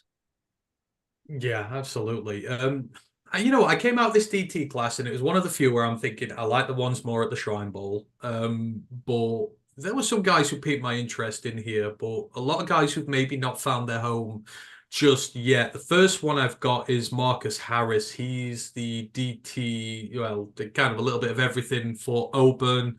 2 years at Kansas, 3 years at Auburn, 1,173 snaps at the 3 tech, 544 at 5 tech, and he's played a few at nose tackle as well. 59 pressures, 12 sacks, 6 quarterback hits, 41 hurries, 121 tackles, nearly a 15% missed tackle rate, 83 run stops, 2 forced fumbles, 2 battered passes. He's 6'3", 295 pounds. Now, his numbers don't turn any heads, but they also don't really tell the full story with him either. He's been moved all over the line his entire collegiate career, from nose tackle to edge, so he's not really been able to settle into a position. A lot of teams just kind of throw these athletic guys, put them in the middle and say, go make some plays. It's not really their forte. He's an undersized guy for an interior tackle. He's been thrown to the wolves a lot against these big, nasty centers and guard double team combos, all that sort of stuff. But this year it changed. So the Tigers this year sort of killed his interior reps off. They made him play a lot. Well, they let him play a lot more at the 3 tech, and they also moved him out to the 5 as well. And they landed on something with him. So the pass rush started to come together. He had 7 of his 12 career sacks this season, and he had his best season against the run by a long stretch. And it's because when you get him a bit more one-on-one on the outside, he's got a big, strong build, 6'3", 295. Really good for an outside, for a 5 tech.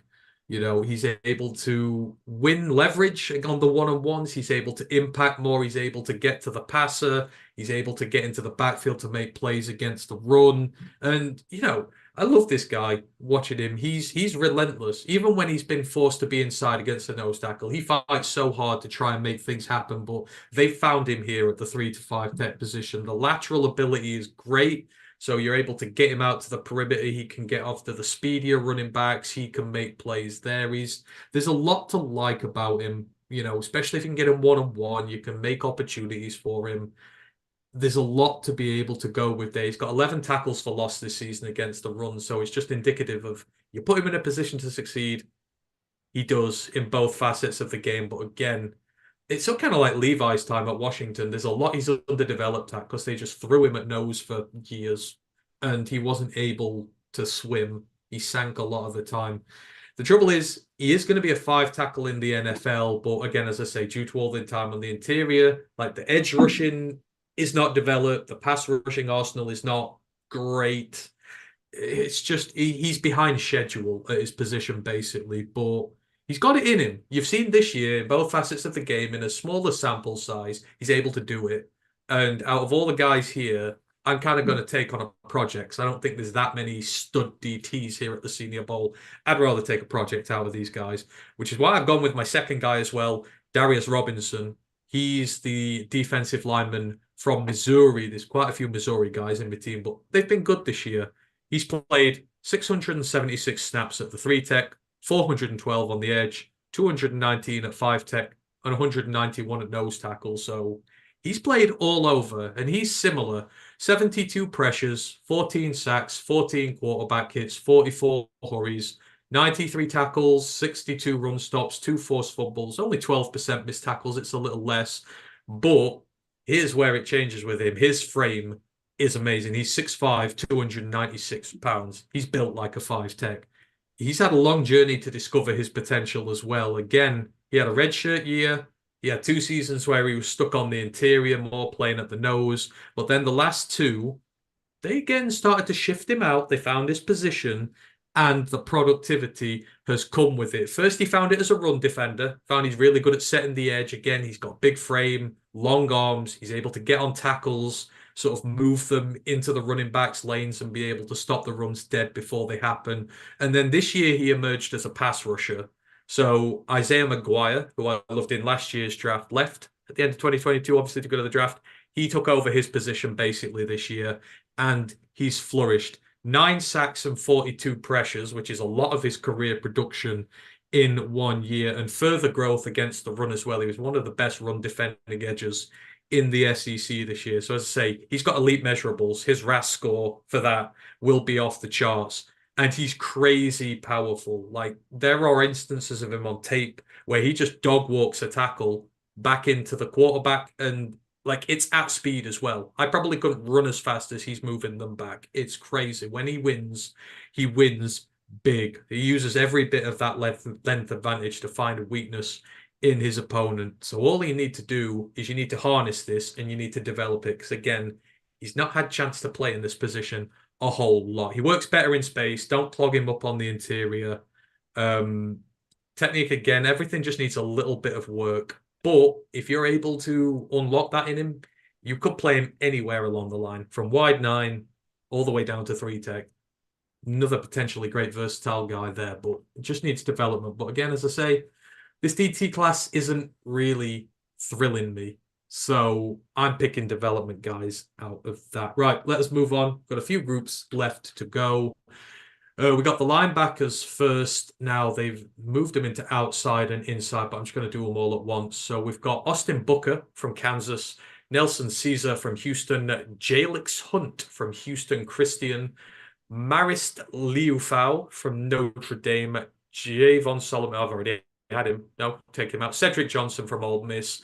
The linebackers, inside linebackers, I've just lost the list there. J.D. Bertrand from Notre Dame, Jalen Ford from Texas, Cedric Gray from UNC, Tyron Hopper from Missouri, John Trey Hunter from Georgia State, Tyrese Knight from UTEP, Edafwan Ulafosio from Washington, Trayvon Wallace from Kentucky, Nathaniel Watson from Miss State, Peyton Wilson from NC State, go Wolfpack, Miles Cole from Texas Tech, and Jalen Harrell from Michigan. Who have you got in your linebacker room, Ryan? I've got Jalix Hunt and Jalen Ford. So Hunt is probably one of the most interesting players here because he's one of the only. There's only a handful of FCS guys here. He's the first Houston Baptist player to ever be invited to the Senior Bowl or the East West Shrine Bowl, partly.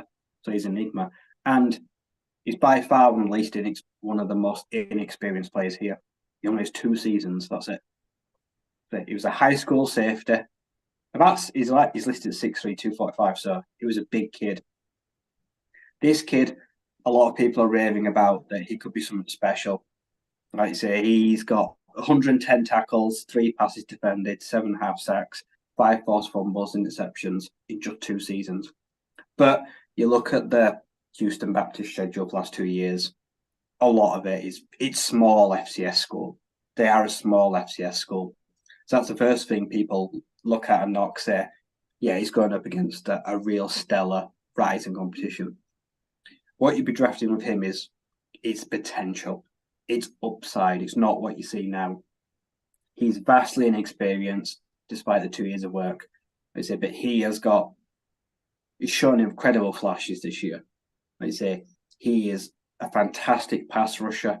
He's really good dropping into coverage.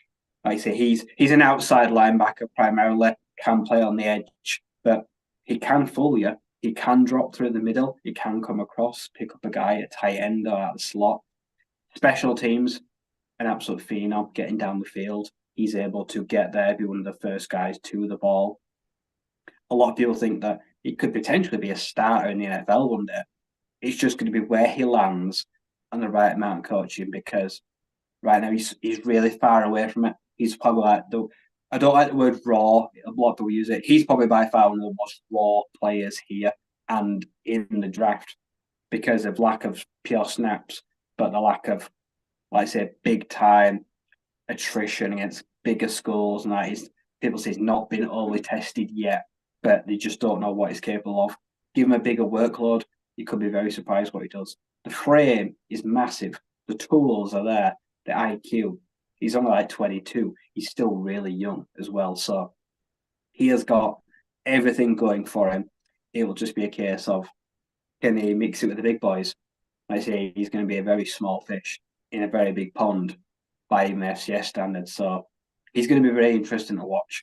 Like I say, he's going to be one of those that could really make a name for himself in the pre-draft process and could be drafted. Like I say, a lot of people a year ago probably never heard of him. Like I say, in a couple of months' time, you're probably going to be hearing a lot of chatter and buzz about him building up stock and something. Yeah, maybe the next big thing. It'll be what also scheme he fits in. Is he a backer? Is he an edge player? Is he a big linebacker safety hybrid? Are you going to have to play him at all positions to get the best out of him? Or can one scheme primarily keep him in one spot and let him grow? That'll be the interesting thing. So yeah, he's going to be scheme versatility with this kid. It's how quick he can learn it and how good he is to suddenly be playing with the best of the best. And the one thing is, Jim Nagy knows what he's about when he picks D2 guys, doesn't he? Like, he picks you for a reason. Tyson Bagent, I know it's Tyson Bagent, but he's played starter reps in the NFL this year, and he looked quite good for the Chicago Bears. There's a reason they went and got him. Like, yeah, I think this kid just won like all second team like honors for his conference, like say with Houston. Like say, so he already got like nationally recognized in the last. He's only been there 2 years. A lot will probably say he's not ready. It was too much too soon to even declare, but the kid trusts his instincts. He's striking while the iron is hot, and yeah, he's going to maximize the time he's got. He's not really had any time to get injured. Played all 11 games this year. I think he played most from last year too, so he's pretty fresh. He's got very few snaps under his belt or actual mile on the clock. So yeah, some will say not experienced enough. Some will say a lot more to work with. He's not picked up any bad habits yet. He's very raw and he's malleable. Yeah, he's kind of, some people love him, they won't touch him. Some people like say like, nah, he's too raw. We need a guy that can start day one. I said, this kid might not see the field for 3 years, but when he comes in, he could come in and just be an instant starter. You never know. You know, I've been trying to work out the position of linebacker on our draft needs scale at the minute, because like there's loads of linebackers I like here, but I don't know. I don't feel like it's that high, but we could. I don't know. It's not top 5, I guess, but you never know with Brad. If it's there, if the talent's there, who knows? But anyhow, I've got 3 varying guys here, so I'll start with them. Jalen Ford. Should I do him now? You what? Hang on. Let me do one of mine. We'll break it down because I've got 3 here, so we can break them down. So the first guy I want to mention at linebacker here, and this is a recent one with me, and I absolutely love him. Tyrese Knight. He's the linebacker from UTEP. He spent 4 years at UTEP, but he spent 2 years in JUCO as well, also from Independence. So, you know, for a couple of those guys making their way through here. So he's played 2,247 snaps in the box, 288 in the slot, and 149 at edge. He is hyper productive. 396 tackles, 32 for a loss, just an 8% missed tackle rate over that time. 48 quarterback pressures, 10 sacks, 10 quarterback hits, 28 hurries, 5 forced fumbles, 8 batted passes, 2 interceptions, and 8 pass breakups. So linebacker instantly coverage screams out. He's 6'2", 235 pounds. And as I say, he's hyper productive. He is a star in the CUSA, and he is really easy to like. He could have transferred to a much bigger stage than he was on.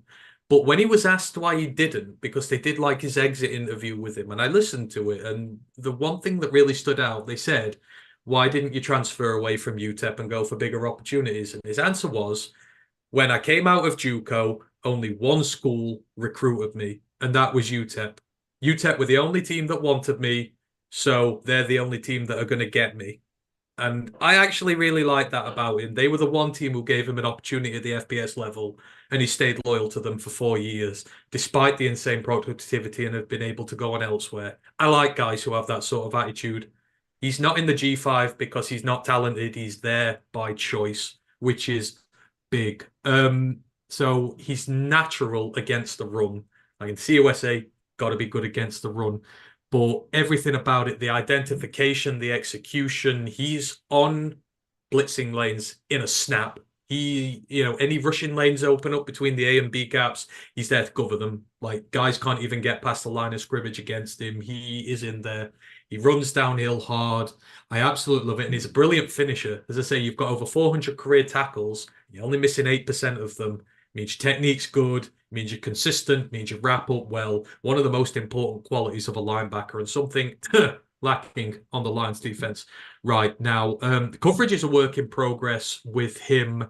He shows huge promise in zone coverage. He's a lot better at that. Sort of got the opportunity to ID up the passes, to be able to sit there, decide how he's going to make his play rather than be sort of really hustle bustle with anybody. But there's opportunity there with him to turn him into a good coverage linebacker as well. Works special teams on the field goal blocking unit as well. So got your opportunity there. Work special teams, get yourself on the roster. The question is, how does he stack up against better opposition? Because the CUSA, again, at the bottom of the food chain, really. 3 players drafted out of it last year. But I've got a lot of hope for him. Like I said, he's not there because of his talent level hitting a ceiling. He is there by choice, showing loyalty to his program. And we've seen with these type of guys, there's a position for them in the NFL. And if we're going to take a flyer on one later on, this is the kind of guy I want coming here. I want that sort of loyalty. I want that attitude. I want chip on the shoulder stuff. No one recruited him out of high school. One team recruited him when he came out of Division 2. He sticks to it, and he's there to prove people wrong. I absolutely love him. Back over to you, Ryan. So Jalen Ford. So this guy is the opposite of Hunt. This guy is ready-made. He's basically going to be a starter. Jalen Ford, linebacker, Texas. 2 years, 220 tackles, 4 passes defended, 3 sacks, 3 forced fumbles, and 6 interceptions. This guy is the definition of a coverage linebacker. Like I say, this guy plays like Fred Warner. He's built like him too. 6'3", 235. He's toned, he's shredded, it's all muscle. He's brilliant. He's played 1,500 plus snaps since 2022. Primarily works in the box as an underneath linebacker. He is so aggressive. He comes downhill, fast, hard, meets running backs in the hole, finishes it. The Longhorns, Texas, their defense was known this year for stopping the run. This guy was one of the huge reasons it worked so well. He's absolutely brutal. He's a finisher. He's so well conditioned. He's got size. He's got speed. He's got muscle. But also the fact 6 picks in 2 years. Like I say, he's able to come up to lie and drop back into coverage. And if you don't look him off, he is agile enough with that movement from left to right across the field. He takes the ball and he can take it to the house as well. He's got that gear as well. He can go up against slot guys. He doesn't fear tight ends. At his size and his muscle, he doesn't need to. You catch the ball, he'll lay you out. He will drop the wood and make you pay for it. This guy is a marshal. He's a general across that, like, in between, like, say, linebacker and safety, like, say, that kind of, like, that grey area that people find hard to cover. That's kind of where he does his best work. And that's what makes me think he's already one of the most polished and pro-ready defenders maybe in the draft. He could be starting year one on certain packages and certain teams. So I think this is the kind of guy that the Lions should be looking at. Someone, a lot of upside, but the floor is already there. Like I say, good coverage linebacker, like I say. So I really like Ford, and I think he offers a lot of tools that make him one of the more pro-ready guys here. He's very polished, and yeah, good guy and part of a really strong unit. One of the hearts of a team that had a fantastic season, and they just would not have been that good without him. He was a huge cog in that second level. Exactly. The glue that holds it together. I really like him as well. I'm looking forward to seeing more of him this week. The other guys have got a linebacker. So this is a blast of the past, actually. Edefwan Olafosio. So long-time listeners of the College Pod, well, not too many. I think 2 years ago, I had him on my butt draft to come to the Lions 2 years ago. So this is sort of going back to my past here. He spent 5 years at Washington. I think it's 6 overall. Now, 1,233 snaps in the box, 140 in the slot, 53 on the edge. So primarily just a good old-fashioned standard linebacker. 242 tackles, 15 for a loss, only 7% missed tackle rate. Got 28 quarterback pressures, 3 forced fumbles, 1 interception, 6 pass breakups, 6 sacks, 11 QB hits. He's 6'1" and 236 pounds. And I say this is kind of a little bit of an emotional one with him. So first mock I ever did, he was in that. He was a fast rising star at the time. He was a walk-on at Washington, and he worked his way into the starting role there. This is when they weren't as good as they are now. But he worked his way into the team, and there was he was a rising star in the later rounds of the drafts. But then it all went wrong. He injured his biceps in the middle of 2021, not long after we did that. So he missed the rest of the season. He didn't go to the draft. And then just after Kalen DeBoer arrived, he did his ACL in, and he missed pretty much all of 2022. So he just kind of fell off the face of the earth, and he's had a huge fight to get himself fit and to get himself back. But fight he did. He got his starting job back this year. They made him a co-captain because, you know, they'd already sorted the captain out, but he made him a co-captain, and he starred on a defense that made the national championship. Now, I know Washington defense wasn't the greatest in the world, but he individually has had a really good year, and he got voted the team's most inspiring player as well, which is a big thing amongst the college teams for how he's managed to battle his way back. So first thing is 236 pounds. He's built like a truck, but he moves like a Mustang. Like, he is deceptively nimble, especially when it comes to coverage. He's one of the better coverage linebackers, and I can't believe I'm saying that after what I said about him 2 years ago, because it wasn't really his gig, but he is now. He uses that sort of bigger frame to knock around, be really physical with wide receivers, tight ends, all that stuff, knock them off the stride, make them uncomfortable. He doesn't have a ton of like breakups and interceptions and stuff like that. It's more just his presence, his tight coverage is able to stop them making plays. He's got a wicked first step. He's got the tools to work off the edge. He's only done it a little bit, but they did it a little more with him this year. I think you can kind of make him a hybrid edge as well as an outside linebacker, middle linebacker at the next level. He plays the run especially well, especially outside the tackles. His lateral range going sideline to sideline is quite something. For a guy who's had an ACL tear, you wouldn't know. He's completely over that now. And as I say, I like his mentality. He was a walk-on who won a starting job with Washington, and then his career got destroyed by injury. He fought his way back. He got his starting job back because it was a new coach by the time he came back who didn't recruit him, had no loyalty to him. He worked his job again. He worked it back. I love his persistence, and I would love to spend a late round flyer on him and get him here and develop, because I think you can create something far more than the pick you're going to get on him. Obviously, the size at 6'1" may be a thing. The past injuries, that's going to knock his stock down, but I think it's just going to give you a bargain price for him in the draft. And he's pre-med student. You got to be a doctor when he's done in college. I think when you do something great like that, you really root for the guy. He's one of the most likable guys in the draft. And then the last guy I had was Peyton Wilson. I'm going to put him in there because he's an NC State guy. I'm completely biased here, but he is one of the best linebackers in the draft, if not the best. 5 years there, 6'4", 238 pounds. He is built perfect. 402 tackles, 48 tackles for loss, just 10% missed over his career for his missed tackle rate, but it was 4% this year. He didn't miss a damn thing. 79 quarterback pressures, 16 sacks, 15 quarterback hits, 48 hurries, 5 batted passes, 7 interceptions, 10 pass breakups. He is so good in coverage, which again, weren't saying about him a couple of years ago, but as I say, he's our team captain. He's the heart and soul of the defense, really. Everything runs through him, and he's had a monster season. He won the Butkus and the Chuck Bednarik Awards. So Butkus is for linebacker, Chuck Bednarik is for defensive player. He won them both. Like, he was that good this year. He's an unrelenting force of nature. So he's got elite range, athleticism, explosion against the run. He's amazing. He's a former state wrestling champion. So, like, at 6'4", and knowledge of his wrestling leverage and stuff like that, even the biggest offensive linemen have trouble blocking him. Like, he can shed a lot of them, and he makes so many plays. Again, that's why his productivity is so high. He's got experience on the edge as well. It makes him an effective run blitzer on the interior as well from his experience rushing on the edge. You can line him up on the edge as well. He does get a little bit of success there. 16 sacks. That is nothing to sniff at in a collegiate career there. And in coverage against running backs and tight ends, like, it's over. His build, they've got no chance against him. He's really, really good. Now, the only issue is he had 2 knee injuries coming out of school, and he had a shoulder injury, which cost him his junior year. So injury issues, but he's had 2 years of health now, and I don't think it really matters. He's a top 50 pick. I think he's the best linebacker in the draft, but maybe I'm a little bit biased. Let's move it on.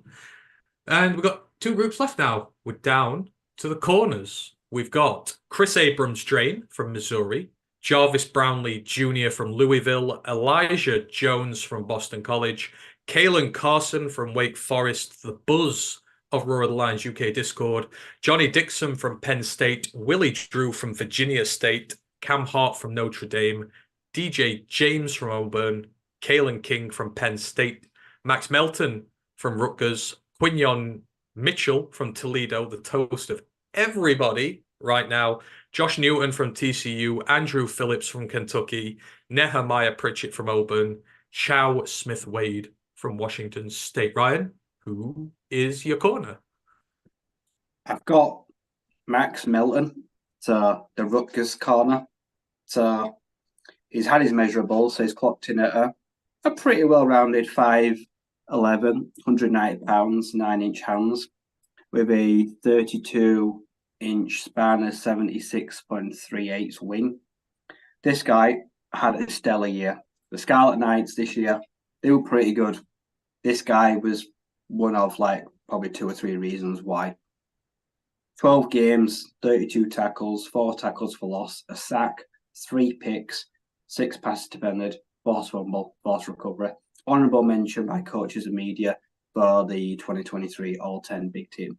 He wouldn't have looked out of place in Iowa or Michigan. He was that good this year. He is stellar. He is brilliant. He is just as comfortable playing press man, coming up to line of scrimmage and getting hands in the line. Like I say, he's got a good pop. He's got good maneuverability. The hips flip as soon as he's got to be able to turn and track a receiver downfield. But he'll do his best stuff off coverage. A little bit of cushion. That means he can watch the play develop. He's got eyes, like he's looking at the receiver, but he knows what's happening in the backfield. He doesn't have to stare at the quarterback. He can just glance, and then it's all about reading the eyes, the hands, the hips, the feet of the receiver, and he travels with them really well. Sticky coverage. He has got brilliant ball skills. He's physical at the line, where it says at the point of contact, where there's going to be a contested catch. He plays bigger than he is. He's very strong. And like I say, he's able to rip balls out. He's able to take them away. He understands when he knows he needs to break and turn and undercut a route. He's got the finishing ability to generate turnovers. All the good play and everything he does, he makes it count because he makes big things happen. He can take the ball away. He can rip it out. He can get a hand in, break up the pass. He finishes plays. He's very rarely beaten deep. He does not give up on anything, and he does his best to win on the outside. He's not scared to play the run. The only issue is that with his size, he basically is one of those, he dives at the knees. He tries to go for the feet. He tries to go low. He tries to blow them up. And up until now, he's done all right. It's worked. As a pro against the bigger guys and tight ends, as we've seen, like saying like in the NFL, that don't work. You get hurt, you just bounce off them, and you got like stiff armed into oblivion. So he needs to trust his frame a bit more, get a bit stronger. He'll have to start wrapping up and slowing down a bit more. He can't do everything 100 mile an hour like he wants to. You can't just go through them and chop them down. We see with Kirby, it works for a safety, but for a corner, got a lot more room out there, and you've got the sideline. It's kind of hard to do that, like I say, because you're not coming down, you're coming at an angle. And yeah, it can make you pace here. Trust his tackling a little bit more, get a little bit cleaner in that side, and he's going to be one of the best draft corners in the draft. Special teams, I expect him day one compete. If he's not one of the first people there, then something's gone wrong, and I'd be mad at him. Like I say, but yeah, he has had a huge year. He's done his draft stock the world of good. Really big play in the Big Ten, which is a great DB conference in general, and he's put his hat in there to be like, he's mentioned with like Cooper DeJour and Mike Sim, still like he should be looked at in that kind of tier as like the top guys. So yeah, he's done himself the world good, and I've really enjoyed watching him this year. And the Rutgers in general, their secondary was really good across the board. Like saying he was a leader on that team. Yeah, they have been very fun. It's just a testament to the corner class this year, isn't it? It's deep. Like, it's deep, deep, deep. There's so many great guys in there. There's guys that are listed at safety as well that have also played corner, like Malik Mustafa. He's practicing at corner. Like I say, he's a lot smaller. He's like 5'9", 5'10". But that guy's projected to run like a 4.4. And he uses elite recovery speed, and he comes down so hard. For someone small and does get beat, he's super physical and got really good ball skills. He's a lot smaller than a lot of guys, but he's also a lot faster. Yeah, he shoots out of camera. It's kind of like Buda Baker, because he did play safety at Wake Forest, but he comes down so fast and so hard to like generate the power he needs to bring some of these guys down. He's one of those tweeners. I saw today he's had a good day playing corner, so I think he could be looking at those. He offers versatility. I like Mystique. But Carson, yeah, Wake Forest as well. They got some good DBs as well here as well this year. Like, everyone's trying to find the next Brian Branch now. Like, when we get onto the safeties in a minute, there's just a lot of hybrid guys, like, trying to find that next guy who does it. But I guess the big story, before I go over some of my quarters, is Quinyon Mitchell. Like, everyone wondered, he's the group of 5 guy. Now, like, I think PFN mocked him in the top 5, like, at one point.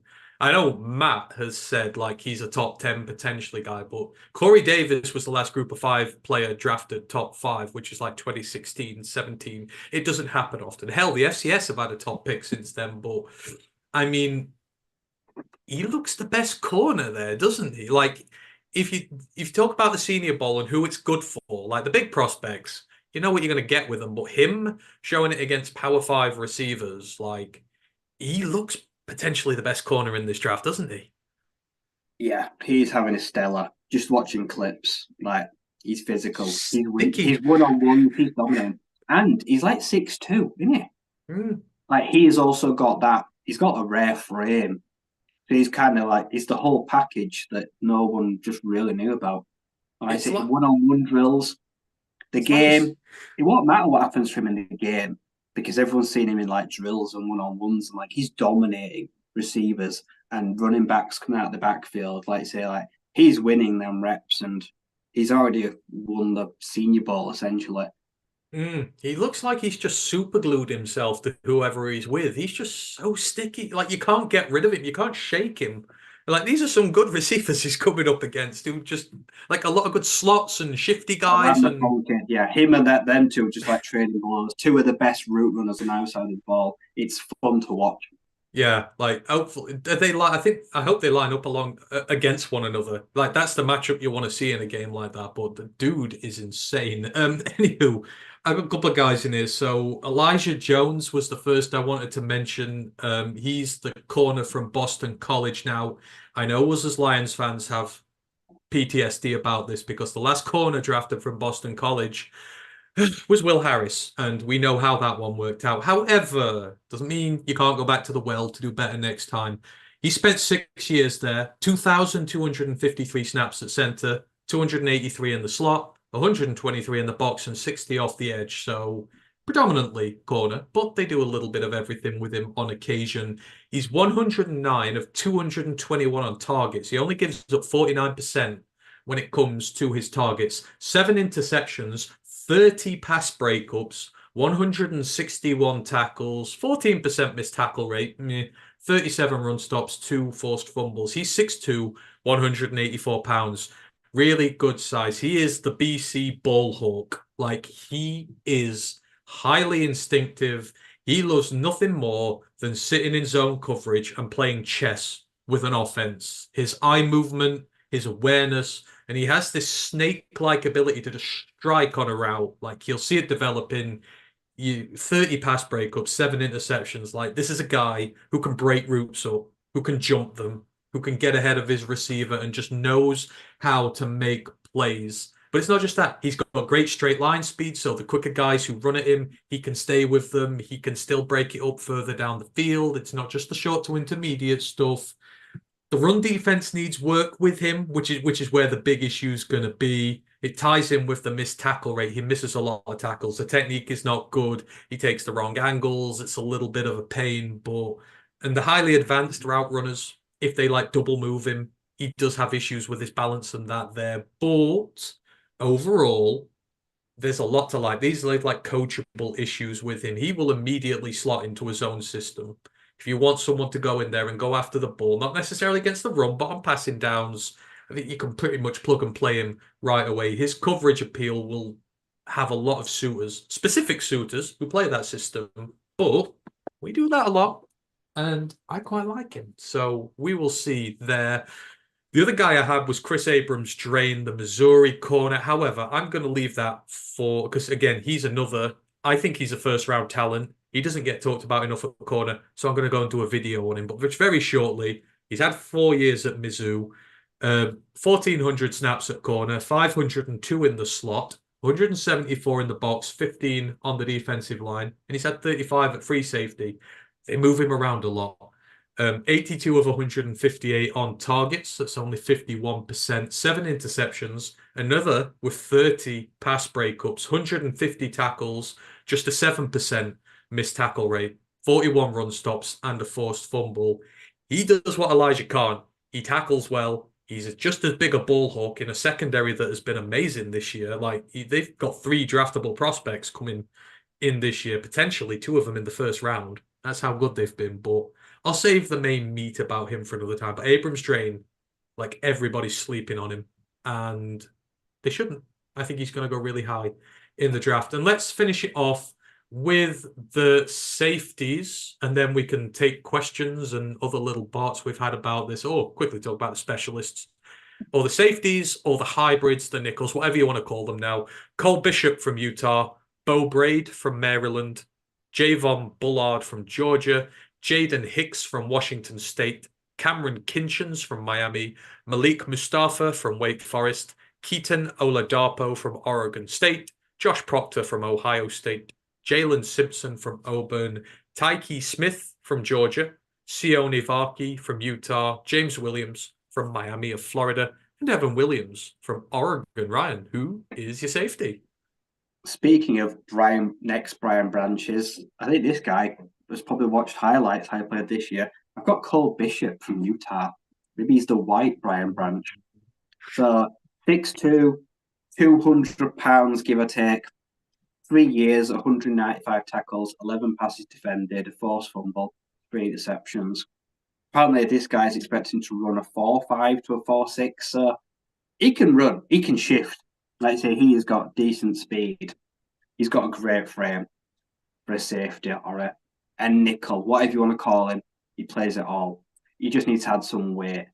Like I said, when he's got 6'2", he's got good hands. Actually, he's got elite hands. This guy apparently can cover tight ends. He can cover running backs, receivers out of the slot. He can do everything. So 2 years ago, when targeted, he surrendered a rating of QB rating 107.4. Not good. Last year, 104.2. Not great. This year, came all the way down to 66. So he gave up a very low rating when he was targeted by opposing quarterbacks. So he had a great year this year. Now I read, I think it was the Draft Network said, this guy could be the best blitzing DB in the class. 3 sacks this year, 1.5 last year, and the year before that, also 3 sacks. He disguises coming up to the line incredibly well, and he uses that straight line speed to knife in there. Quarterback's worst nightmare is they don't know he's coming and he's lined up in the nickel. Just like Brian Branch does, he don't need to look at the quarterback. He already knows there's no running back there to pick up the blitz. He'll tally ass, he's gone, he's going to finish. This guy is a very good all-rounder. It's a bit like Max Mellon. Got the size, but not the weight, which tells me he sometimes he tries to be too aggressive. He tries to blow plays up, drop the shoulder when he could slow down, break down, and wrap up. A lot of times it works. This guy is a physical tackler with elite ball skills. There are times where he will whiff, could turn into a big play, gets egg on his face. So the tackling technique can improve. Like I say, you can't always go out there and not every tackle's going to be the money shot. You just got to finish it and end it then. But for a well-rounded guy this guy is, I think he's one of the more well-rounded, maybe better safeties in the class. Experienced, he's got size, and if he can line up against tight ends, that's kind of half the battle these days for a guy that's got to be a nickel or a strong safety, because they kind of like to prey on you. But this guy's got some of the best ball skills in the class, apparently. So I think Cole Bishop could do pretty well in this draft. And he's coming from one of the best defenses in college football last year. It's just they didn't have an offense to back it up. He was used really well. And that's kind of the name of the game with all these safeties now, is how much can you do with them? And how can they, how much can they do at a really good level across the board? And so for my first guy, he's the epitome of this kind of new breed they're trying to bring out. So Keaton Oladapo, this is another Oregon State guy. I've been watching the Beavers a lot in this draft process so far, but he spent 5 years there. But just listen to his snap deployment.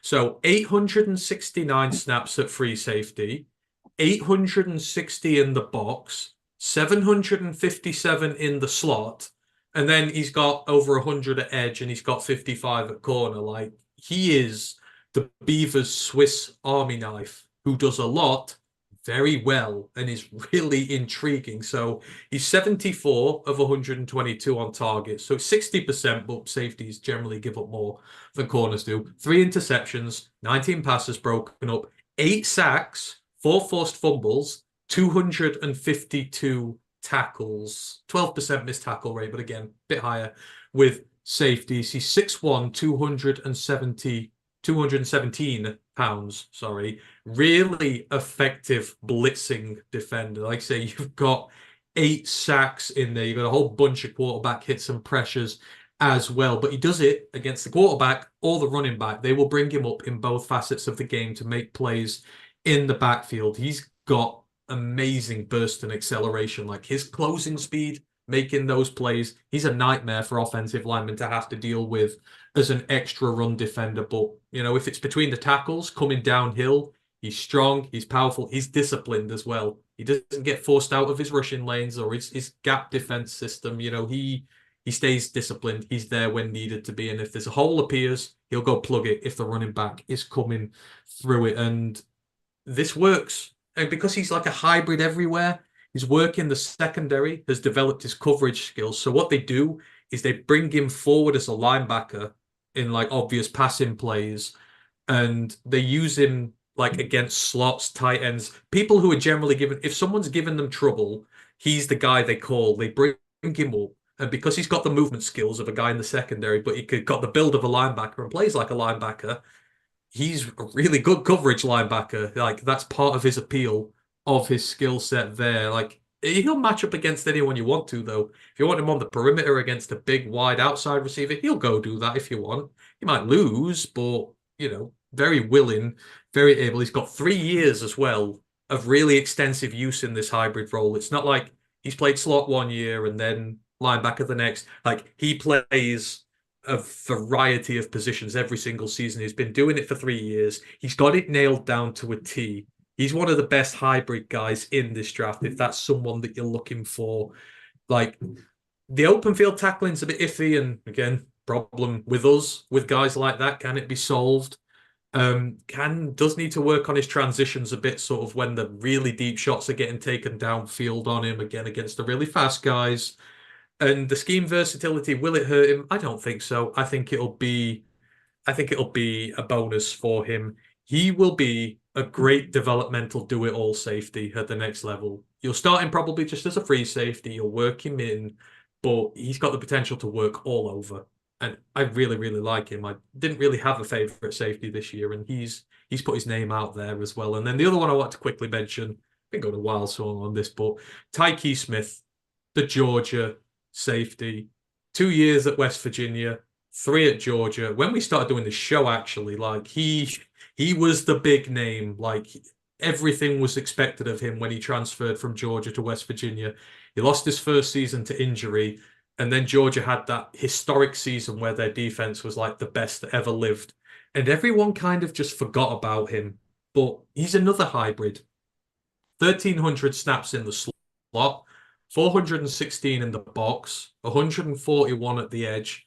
He's also played at corner and free safety as well. He's 63% on his targets, 93 of 148. 8 interceptions, 12 pass breakups, 4 sacks, 2 forced fumbles, 201 overall tackles for him. He's 5'10" and he's 205 pounds. And every time I see him play, I know it's Tyke Smith, but I see CJ Gardner-Johnson there with him. Like, that is his potential. He's got a long way to go, but he's a bit undersized. He's got a chip on his shoulder. He plays aggressive. He's quite versatile as to where you can line him up. Like, you could get almost a CJ Gardner-Johnson light out of him, and you're probably going to be spending a day 3 pick there, but he's insanely talented. He's another one, really good in coverage, really good against the run. Most of his picks came this year, so the production on the ball, like the ball hawkishness, has come out with him this year. Like, last year, he was recovering from his injury. He wasn't at his best. We saw the best iteration of him this season. So I'd be interested to see. He's another one. I think I picked him in a mock draft last year, but again, it didn't pan out. So I'm interested. A lot of interesting guys here, Rye. But that is about it, unless there's any other safeties you want to quickly mention. Well, we have to mention Simone Varkey, the best two-way player in the nation. Yeah. Everyone says Travis Hunter. This guy managed to play the entire season playing strong safety and running back, and did really well at both. And that's unheard of. Travis Hunter was okay at both, but ultimately I thought it was a bit of a liability at times at corner. But this guy was brilliant and was the reason Utah actually won a lot of games. He made massive plays on both sides of the ball consistently all year. Now, he's not doing that in the NFL because no one's going to let him. But like, the guy is a proper, like, just do it all guy. And he's not the biggest either, but he's super physical. And he looks like an actual running back out there and could play in the slot and play safety. So, yeah, really intriguing prospect. I'd be interested to see where they let him play in the Senior Bowl. Like, I'm assuming they're going to do safety, but I don't know. Maybe they'll let him carry it a few times and see what it's a little wrinkle that you could have, bringing your safety out as a running back. But he is talented. He does it better than Hunter does. But, that'd probably be sacrilegious to say that. And then just in terms of the specialists, so we've got to mention them, got to show special teams some love. Long snappers are Peter Bowden from Wisconsin and William Mote from Georgia. Kickers, Joshua Carty from Stanford and Will Ridecard from Alabama. He's got to be drafted. And the punters, Austin McNamara from Texas Tech and Torrey Taylor from Iowa. And, I mean, like, we know the Iowa punter's going to be good because that's all. He's probably the busiest player on their offense this year. So, fair play to him. But, yeah, that is the Shrine Bowl roster there for you. As I say, you've seen some of the guys already doing well. You've some stories coming out. There's going to be a lot more coming out over the next few days. Same with the Shrine Bowl as well. If you've got some questions you want to ask us before we get out of here, let us know. I know there are a couple on the docket, which I need to get back to. So let me head back on. Oh, where was it? It was from Ken. He goes, which position groups do you think have the most outstandingly dynamic players in out of this? So who has the most dynamic players in the positional groups at the Senior Bowl?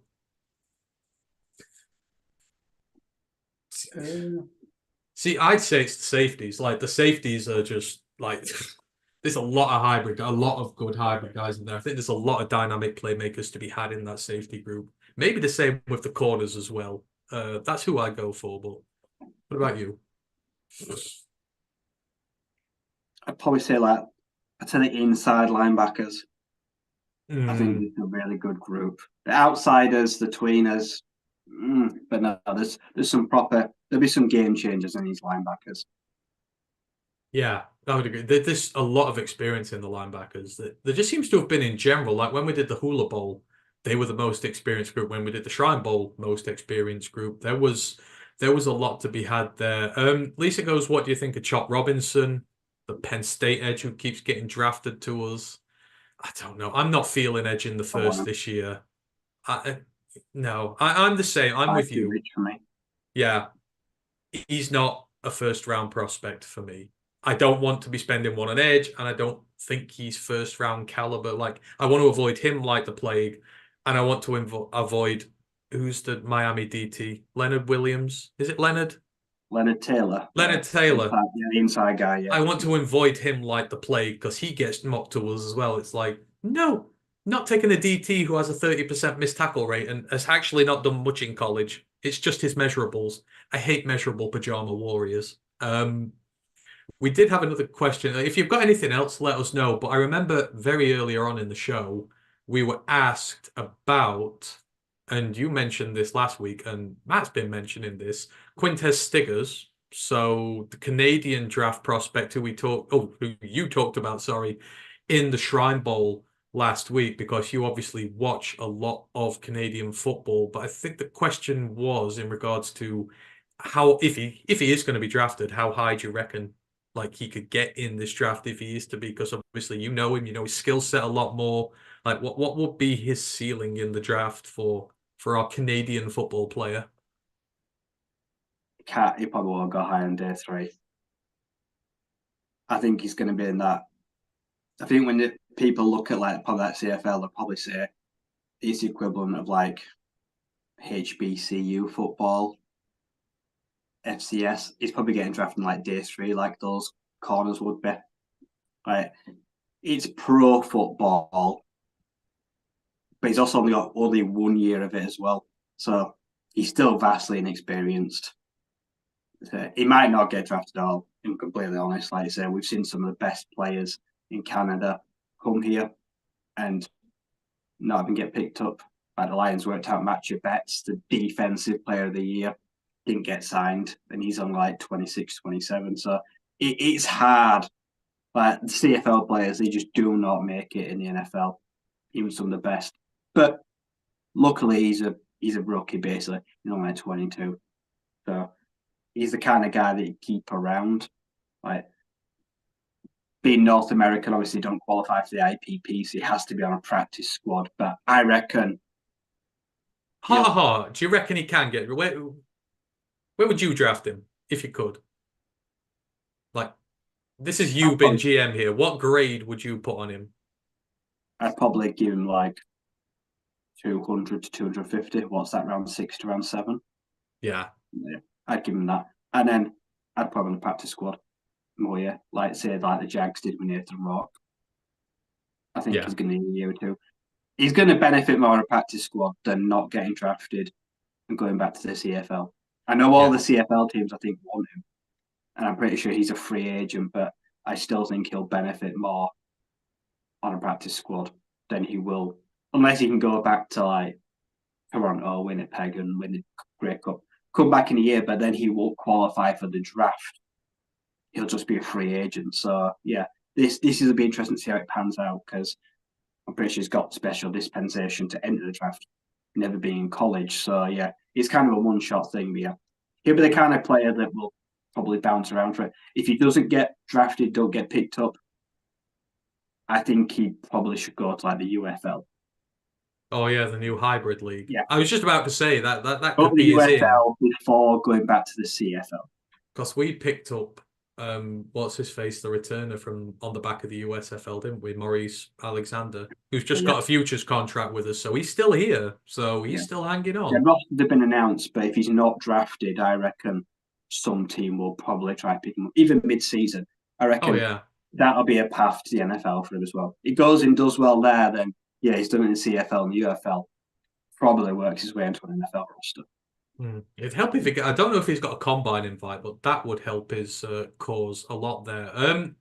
Lisa also asks, what about our boy Jazane Newton? Brooks has him going 28th to Buffalo. There is no way in hell Jazane Newton gets past 15. You know what? I may even go high. There are no defensive tackles in this draft. Like two of them have a round one grade. Jazane Newton and oh Christ, who's the Texas one again? I keep forgetting him. Sweat. Is it Sweat? No, it's the other one. Sweat's the edge. Who's the Texas DT I'm thinking of? I'm drawing a blank. Anywho, there's two defensive tackles that have round one grades on them. If a team needs one, they'll get him. He's not going. If he's there past 20, I'm banging the door, Brad Holmes' door, to his office saying trade up and get him. Like, I will give assets away to get that man. So there's no way he's going 28. Not even close. You've seen him play. You've seen us do the tape on him. He's just far too explosive and disruptive and everything you want in an interior lineman. And in this day and age, DTs can win your games. So you pair him with Aleem, things will go absolutely crazy. DJ doesn't have him in the first round. That's crazy. Like, okay, I'll take that. Check him at 29. The league is getting silly if they keep giving us this much talent at this time. So, yeah, I think we're about there. Anything else you want to mention Senior Bowl wise or anything? Anyone else who's taken any? I mean, I guess we can talk about the Shrine Bowl very quickly. If there's anyone who stood out the Shrine Bowl you've seen, because I know Christian Boyd has done incredibly well, the Northern Iowa defensive tackle, and Evan Anderson, who I have to retract here. I called him 360 pounds last week. He's dropped to 320. I don't know how the hell he's dropped that much weight so quickly, but the Florida Atlantic tackle, like, they were both my interior guys, and they look amazing. But have you seen much of the Shrine Bowl? Anyone standing out there for you? I've not seen a ton of it. But from the East-West to Shrine Bowl to now, I know Jalen Coker yesterday got his invite to the Combine. Oh, so, really? Oh, yeah, 2 Holy Cross players have been invited. So he's had a really good couple of weeks. I believe there's like 5 FCS players now going to the Combine. So yeah, he's been on the scene now all over for the last few weeks, which is really good for him. Definitely. So hang on, let me just message Matt here. So, as I say, if you've got any more questions you want to ask us before we get out of here, then just let me know. I'm just going to go through the next shows and things first quickly. This goes, I think we have a good chance to get him. Again, if we have Jazane Newton on this team, the league is going to be sorry. Like, our defensive line is going to be so great. He's number one pick in the first round for me right now at any position. I take him any day of the week. So in regards for future shows, as I say, now the Detroit Lions season is over, there will be no more shows on Thursdays because there's no more games for us to preview anymore. So the main Detroit Lions podcast will be back on Mondays only for the time being. We might decide to come up with some new shows or whatever, but next week we'll be previewing the Super Bowl, which is going to be heartbreaking because we were so close to getting there. And then myself and Ryan will be back next week on the College Pod. We'll be reviewing the Shrine and Senior Bowl. We'll do both at the same time, the standouts, the players who've benefited, and then we'll take a look ahead because the next things after this, obviously, we've got the HBCU Legacy Bowl, but that's not till the end of February. I need to talk to Gerald and Dave, get them back on the show. We'll do a HBCU show. Hopefully, I know Gerald's at the Shrine Bowl this week because he's coaching there. Congratulations to him. So when he's done with that, hopefully we'll be able to get him on. And then it'll be pro days and combine. So, I mean, we're already quite far along in the process, right? It's only 12 weeks before the draft. It's weird, isn't it? Because the lines have gone for so long this year, there's not actually that long until all the main stuff starts happening. No, pro days will be in what? March? Because February, March. Yeah, and we've got I think it's March the 14th, we've got our first hybrided pro day. So it's the Big 12 pro day where they're all doing it together. Oh, the conference pro days, yeah, they do them now, don't they? Well, I think it's just the Big 12 this year, if I remember rightly. They're the first ones who are trialing it, but it's expected to go around. So every Big 12 team, they're going to be like mini combines for the conferences, which actually is going to be a lot nicer. You can have everyone under one roof. It's going to make things so much more easier. So, but yeah, pro days, combine, and then draft. So absolutely great. Thank you to everyone who's joined us this evening. We appreciate you all for doing so. It's been nice to do a live show and be able to interact with you whilst we do it. That's it. Hope you've enjoyed the Shrine Bowl coverage, the Senior Bowl coverage, the breakdown of the rosters. Hopefully you've got a few people to keep an eye out on now. You know where to find us, Royal Lines UK, all over the internet, YouTube, Twitch, Facebook, Instagram, all that good stuff. However you want to find us, just type in the name and you will find us. We will see you again next Monday as it stands. Have a lovely weekend. Enjoy the rest of your week. Looking forward to seeing you again very soon. It remains for me to thank Ryan. Appreciate this as always. Getting into our groove now with draft season underway. And yeah, we'll see you again next Wednesday. Thank you, Marker. Thank you, Lisa. Thank you, Brent. Thank you, everyone who's been in. Take care. One Pride.